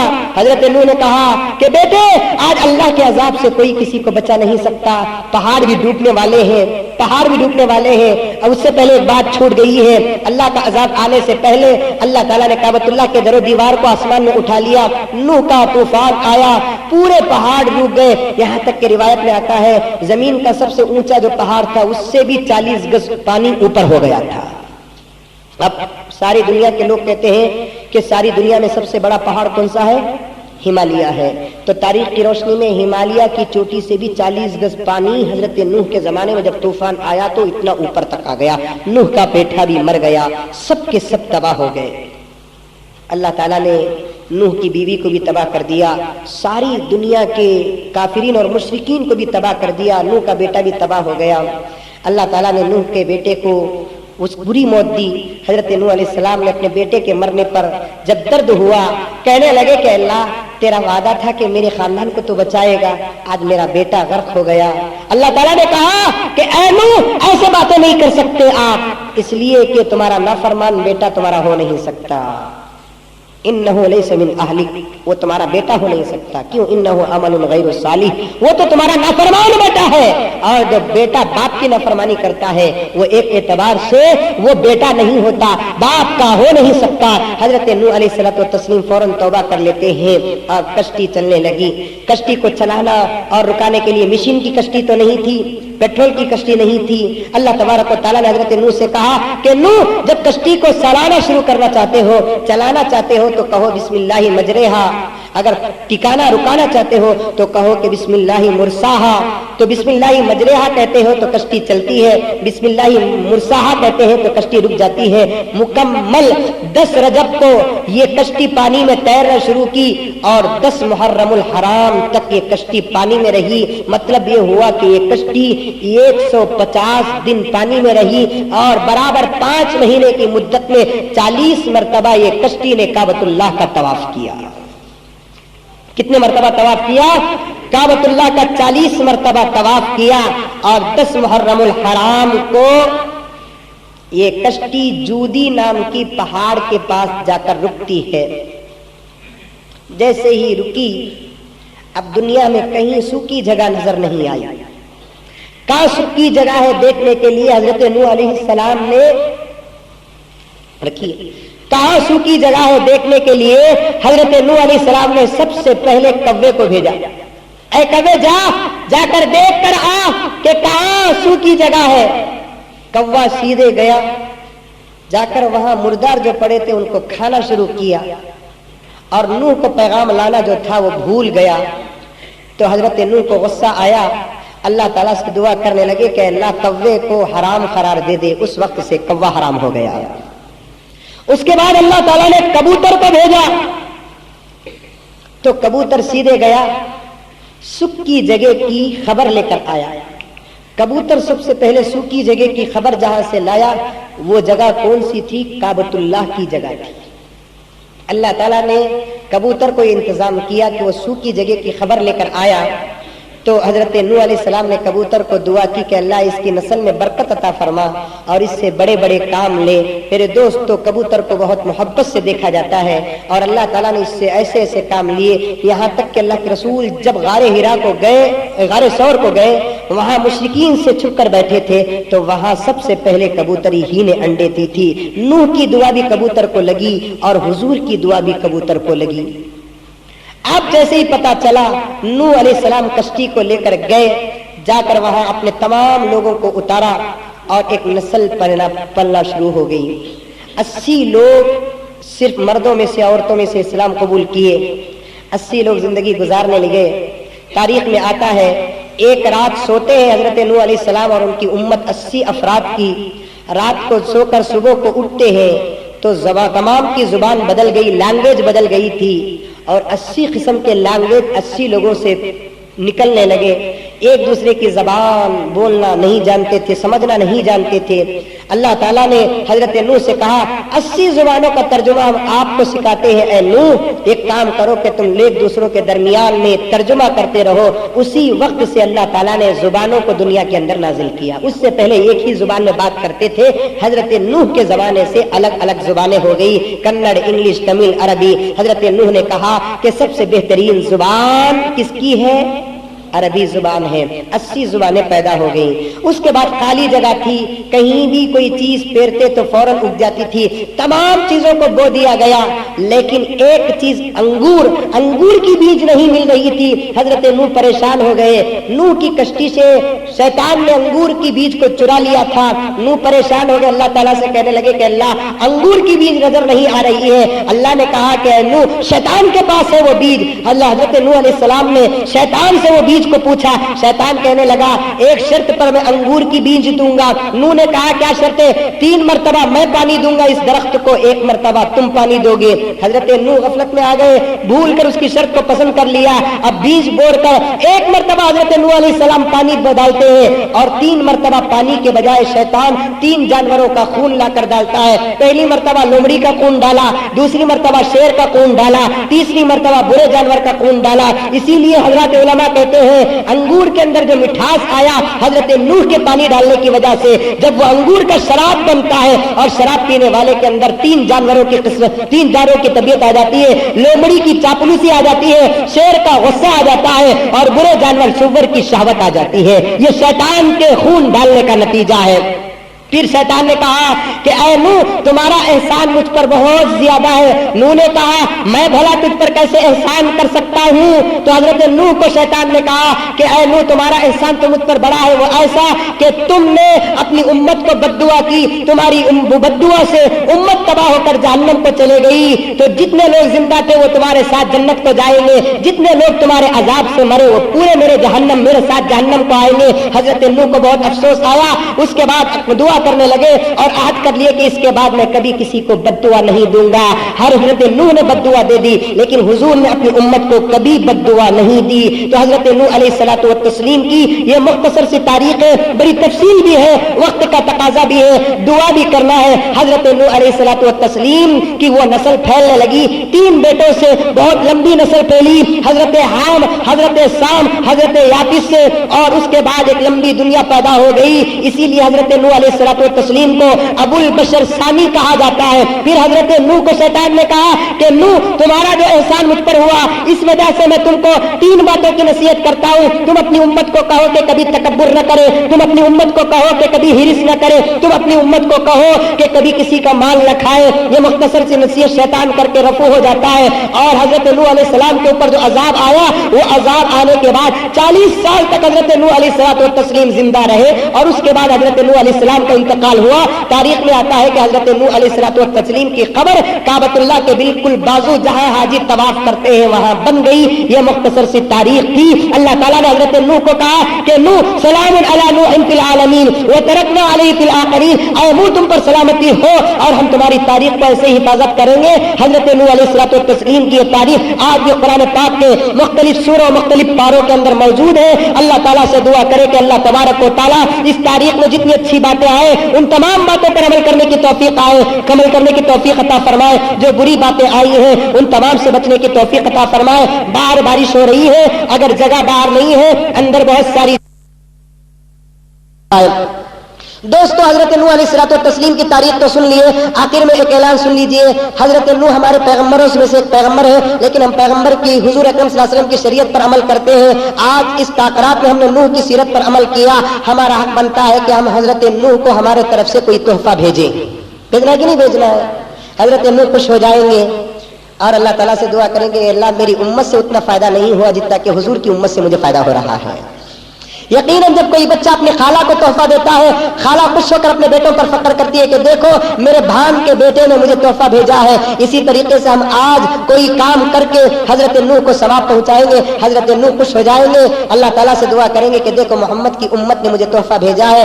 آج آپ تمام حضرات سے گزارش ہے کہ چندہ زیادہ دل کھول کر دے اور نیت کر لے کہ اللہ آج اس چندے کا ثواب ہم ابو البشر ثانی حضرت نوح علیہ السلام کو عطا کرتے ہیں. ڈالیں گے انشاءاللہ چندہ، کوئی خالی ہاتھ نہیں جائیں گے. اب دیکھنا یہ ہے کہ کون حضرت نوح سے کتنی محبت کرتا ہے. آپ کا چندہ آپ کی محبت ہوگی. اس لیے آپ تمام حضرات سے گزارش ہے کہ زیادہ سے زیادہ چندہ عنایت فرمائے. اللہ تعالیٰ آپ کے دینے دلانے کو قبول فرمائے. آمین. وآخر دعوانا ان الحمدللہ رب العالمین. الحمد شکریہ اللہ لک الحمد